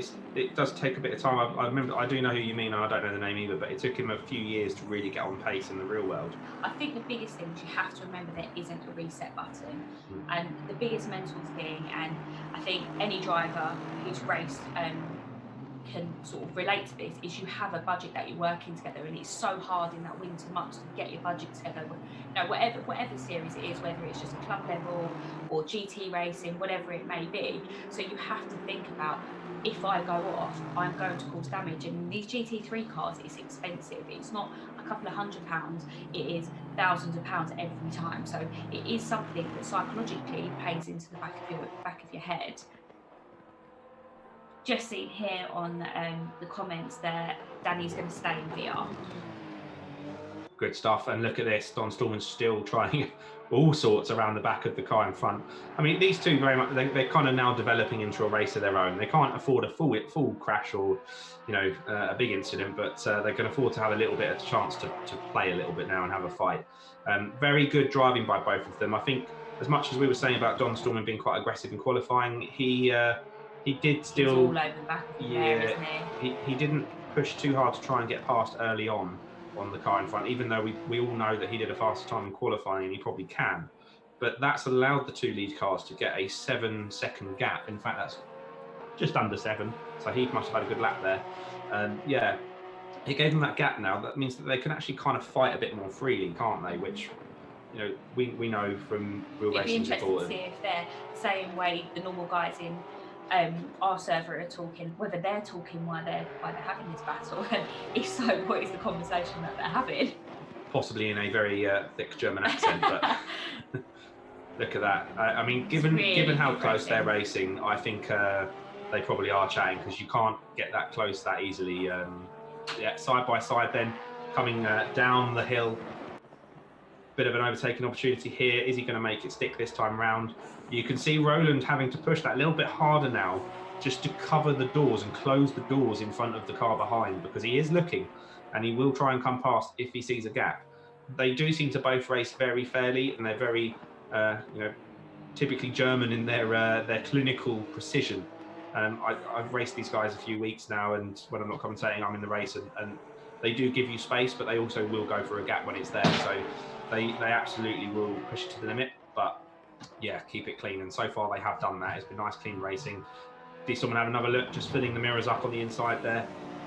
And around this track, you can particularly see those bits where it's narrower. They are having to use every single inch to maximise the angle of the corner. You know, right up onto those exit curves. Got to be careful you don't overstretch, because you will get warnings for exceeding track limits, as we discussed earlier. You get 3 warnings, and if you do it a full time, then it's naughty boy into the pits for a drive-through. So you kind of get 3 opportunities there to use a little bit too much room, and then after that you're in trouble. So nobody seems to be having any issues with that so far, although everyone is definitely using all the track. So we round the last corner then, Coca-Cola Bend up to Cashel S. A little bit of a gap formed there, I think just where the car in second place was eyeing him up for a few corners. It cost him a little bit of time. Now that does mean he might get the run on him. Oh, that was close. Very close. They're doing a very, very, very good job here. And that's a really hard place. Yeah, it's a really hard thing to do, because once you push the brake pedal, you can't slow the car down anymore. You know, it's not like on the road where you could push the brake pedal harder than what you're already doing. You are pushing that brake pedal as hard as it will go. In fact, people don't necessarily realise, but you're putting about 70 kilograms of force through that brake on a high-performance braking system like these GT3 cars have, to actually make the ceramic brakes work and come up to temperature and do everything they need to do. So drivers really working hard in the real world on the brake pedal. Again, not something you necessarily have to worry about on the sim, unless you have an incredibly accurate sim. Some people do. And of course, manufacturers build really realistic sims that cost millions to make. Yeah, I mean, I could speak with a lot of experience of that. I spent a lot of time on a really great simulator at GP Grand Prix Raceway at Silverstone. I would go and spend a few hours minimum a week if I knew that there was something coming up. It was actually to the point where it was so intense. We had a bit of a muck around. They put me in the Formula 1 setup of it. It was the G-forces of it. I couldn't even hang on. And at that time, I'd like to say I was pretty fit. So it just shows how physically fit these Formula 1 drivers are as well. Yeah, it's sometimes underestimated, but they are often triathlete levels of fitness to be able to get an F1 car around a track, how they do. Okay, back to the 2 Aston Martins then. The battle rages on, it would seem, between the 2 Aston Martin boys of Neil Kidd and Danny Price. Still the same way around. Kidd fending off Danny Price here. Rule 1 of racing is don't take out your teammate. Rule 2 of racing is beat your teammate, or is it the other way around? I'm not sure. Always a difficult relationship to manage. Yeah, but yeah, these 2 guys, good friends. We play a lot of games together, not just racing games. So known each other a long time, and they're following each other around quite nicely. The gap looks like it's dropped back a little bit there, but it was down to 0.19 of a tenth, so less than 2 tenths. So once again, a very strong race towards the end for Danny. We saw that in the last race where he kept coming stronger and stronger, apart from a small mistake which cost him. just getting quicker and quicker. So we've got a couple battles developing still constantly around the track. So Clemson's still about 7 seconds shy of these two. Maybe something happened earlier in the race, or maybe just where he didn't do race one, he's less familiar with this track. So not quite so far, but he still held off Massano. You may remember the other Porsche Massano wasn't far off of Clemson earlier on, but he's definitely fended that challenge off and kept himself free from being overtaken. So still though, these two putting on a good show. Still Danny Price with the lights on, still Neil Kidd with the lights off. Probably some kind of Scottish mentality to save a bit of money and a bit of electricity there. Your brain is just because he can't hear you. He can't hear me right now. Absolutely. I should be careful actually. There was a Scotsman watching, wasn't there, in Mark? I mean, maybe he's gone now. I might get away with it. I mean, considering you're one yourself, so. Well, I'm only half. It'd be interesting. Again, you may know the answer to this question. Are the guys running the same setup? Do they share the same setup? Are they talking to one another about tyre pressures? Yeah, they usually do. I think most of them don't take it too seriously to the point. Oh, as Danny Price has a look there. He's looking. Danny's looking up the inside. Yeah, yeah, they do discuss it. They don't necessarily swap direct setups, but they will sort of give an idea of pressures and fuel. Fuel is always a big thing we discuss because, of course, you want to make sure you don't run too much fuel because it's too heavy. But you, of course, need enough to make it to the end of the race. Just like the real world, the cars do have different maps as well. So you could switch it into a fuel-saving map if you suddenly realise you've cocked up and you're running out of fuel. Nearly had to do that, I think, in Monza in one of the races. I know it was Spa. Oh, still having a look at the last corner. He's definitely putting Kidd under pressure now. He's having to think about where he places the car then in the lead Aston Martin of the pair. So they crossed the line here at Nurburgring onto what must be lap 7 or 8. Once again, blurry stream, making it hard to tell. Oh, lap 13. Good. So we've got about 3 or 4 laps to go then. So it's the closing stages of the race. This is where you really want to put all your cards on the table. If you're going to make a move and make it stick. And that's easier said than done, particularly around the Nurburgring. This is a very hard overtaking track. It's not an easy track. There's probably a couple of corners. Like you say, the hairpin down at turn 8 is probably one of the slightly easier corners that you can go for. But again, you've got to line that up absolutely perfectly because you've got to have the momentum to get yourself back out of that corner. Yeah, and again, that's where racecraft comes into this, and something that perhaps sim racers I've seen don't get as much experience of than the real world races. Racecraft you learn early on in the karting stages, when you're racing go-karts. So, for example, if you got the inside of somebody into a corner, you potentially consider making the car stop on the apex for longer than necessary, just then not allow them to cut back underneath you. The very cadet karting tactic that you learn at a very, very young age. And when we're talking young, we're talking 8 to 10 years old. Yeah. So first got him on when I was 7 years old. Yeah, so you learn to be quite savage from a very young age, but it's a really, really important time to learn your racecraft, hone your racecraft, and actually karting to car transition is usually 1 or 2 ways for people. People either take the cars very quickly or they don't. And sometimes you find, for me personally, I took to cars much quicker than I did karting. And 2 very different disciplines. Yeah, absolutely. You've got things like suspension and weight transfer in a car. A go-kart has no suspension. It's just you and that chassis. You kind of are the suspension in a way, sat in the seat in the middle. Yeah, so there's a lot of similarities, but a lot of differences as well.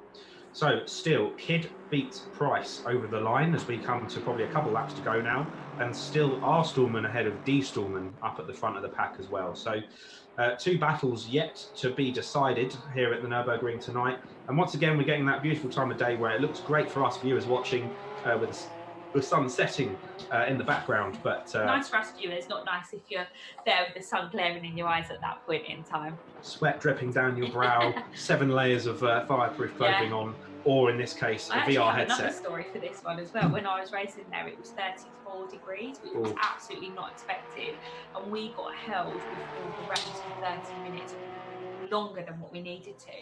By the end of that race, because we weighed ourselves all the time, especially for me, because I was very underweight, being 5'2", not the tallest of people, and I lost 4 kilos in that race weekend, which I wasn't complaining, but actually at that point in time where you're trying to make up weight is something that we was having to make sure that we was managing that whole weekend because of the weight hydration, so important. You can lose water so Yeah, quickly. not the nicest thing. I think on the hotter races, they say a Formula 1 driver can lose something like 6 or 7 kilos just through sweat.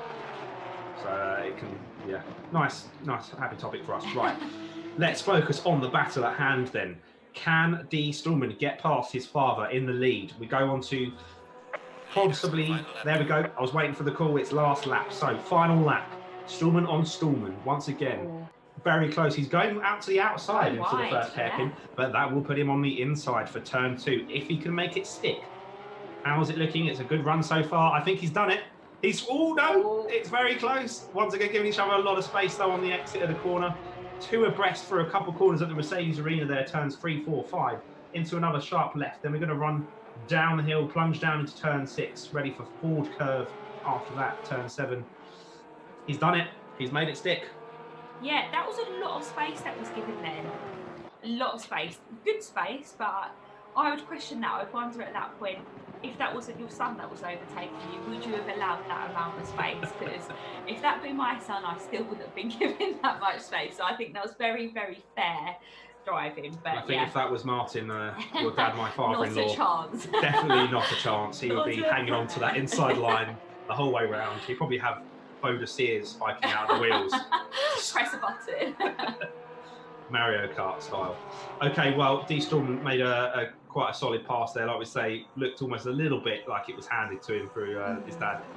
Better than them both having a crash, though. You know, they are both father and son. They are teammates. They are Porsche. They are family. Yeah, they are family. So probably better a 1-2 finish than a 1 finish and a crash. So yeah, absolutely. They've kept it nice and sensible, like we say. That precision that they've had the last few weeks carries on tonight. It's actually been a race where there's been a lot of battles going on, but not actually that much movement. People have been pushing and kind of been waiting, and maybe, in hindsight, some moves have been made to win away through the race and see if they're stuck.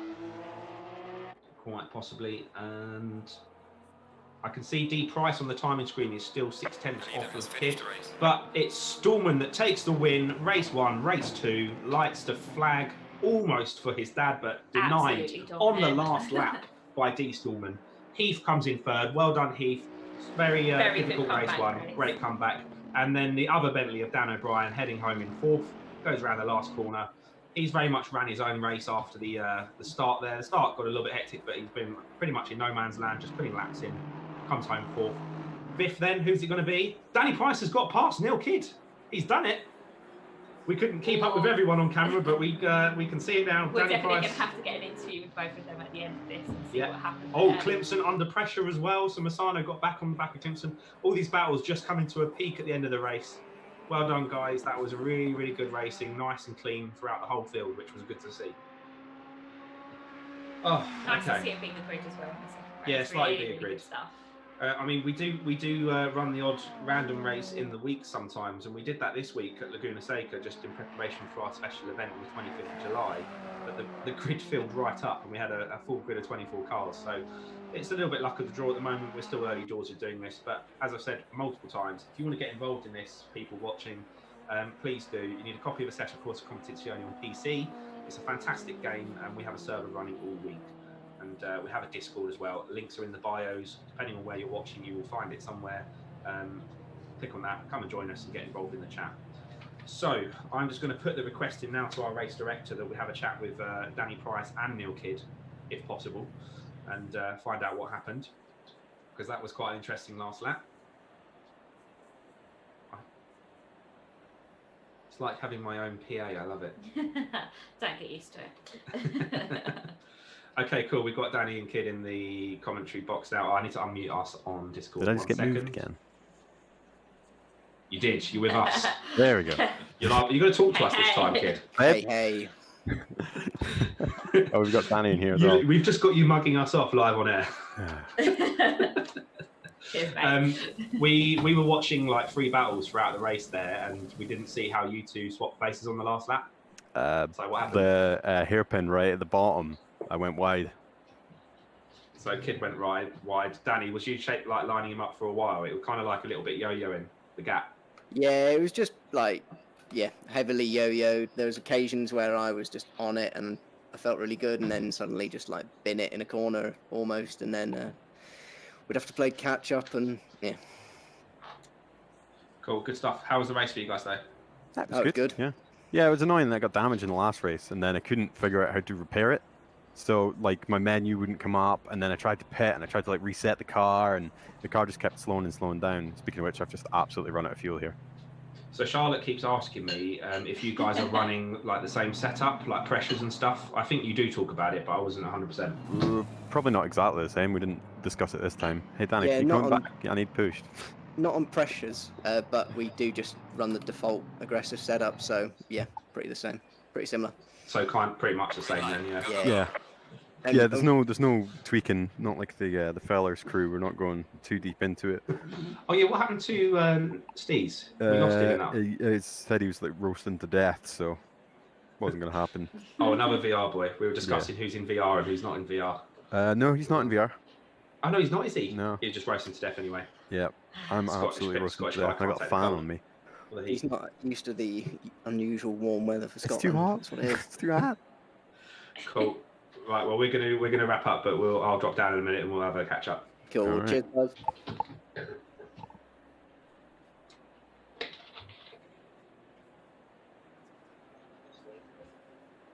Yeah. Okay, ladies and gentlemen, that was quite an exciting race too. Then on the InGear Motorsport live stream, Charlotte's been with us. Just as kind of a couple closing statements. Then, how did you find your first experience properly commentating on a sim race? Yeah, no, it was absolutely great. There's a lot to take in. Really looking forward to doing the next however many races I get asked back for. But it's nice. It's good to see the conversations that are going in the background as well. Nice to see a bigger grid in the second race as well. But I think this was a tricky circuit, quite a unique one. So I think everyone did a really great job, and it was fair racing, wasn't it? Yeah, we had a bit of an incident in race one, but other than that, it was all very clean stuff the whole time. Cool. So, okay, thank you very much, everyone that's tuned in. Just one last little plug that, like I say, we do race at least once a week. We have a Discord where we plan it all, so you can join, see the calendar, chat, have your input, look at the media, share pictures, all that sort of stuff that you do in a Discord server. The links are on our various social channels. And we're doing a special event on the 25th of July, so we're working towards that. That will be a charity race that we're going to do. And we'll be back next week. I believe it is Zandvoort next week. Won't be live on the commentary, but there will still be a stream showing Zandvoort. And then I'll be back with you following the week after that. I'll be racing that week at Zolder. And maybe you as well. So thank you very much for everyone that's tuned in and commented. We really do appreciate it, especially being a new channel and a new league and so on. So thanks very much from myself. Make sure you subscribe and like on YouTube as well. Very important. I've always wanted to do that. So make sure you do. We'll see you soon.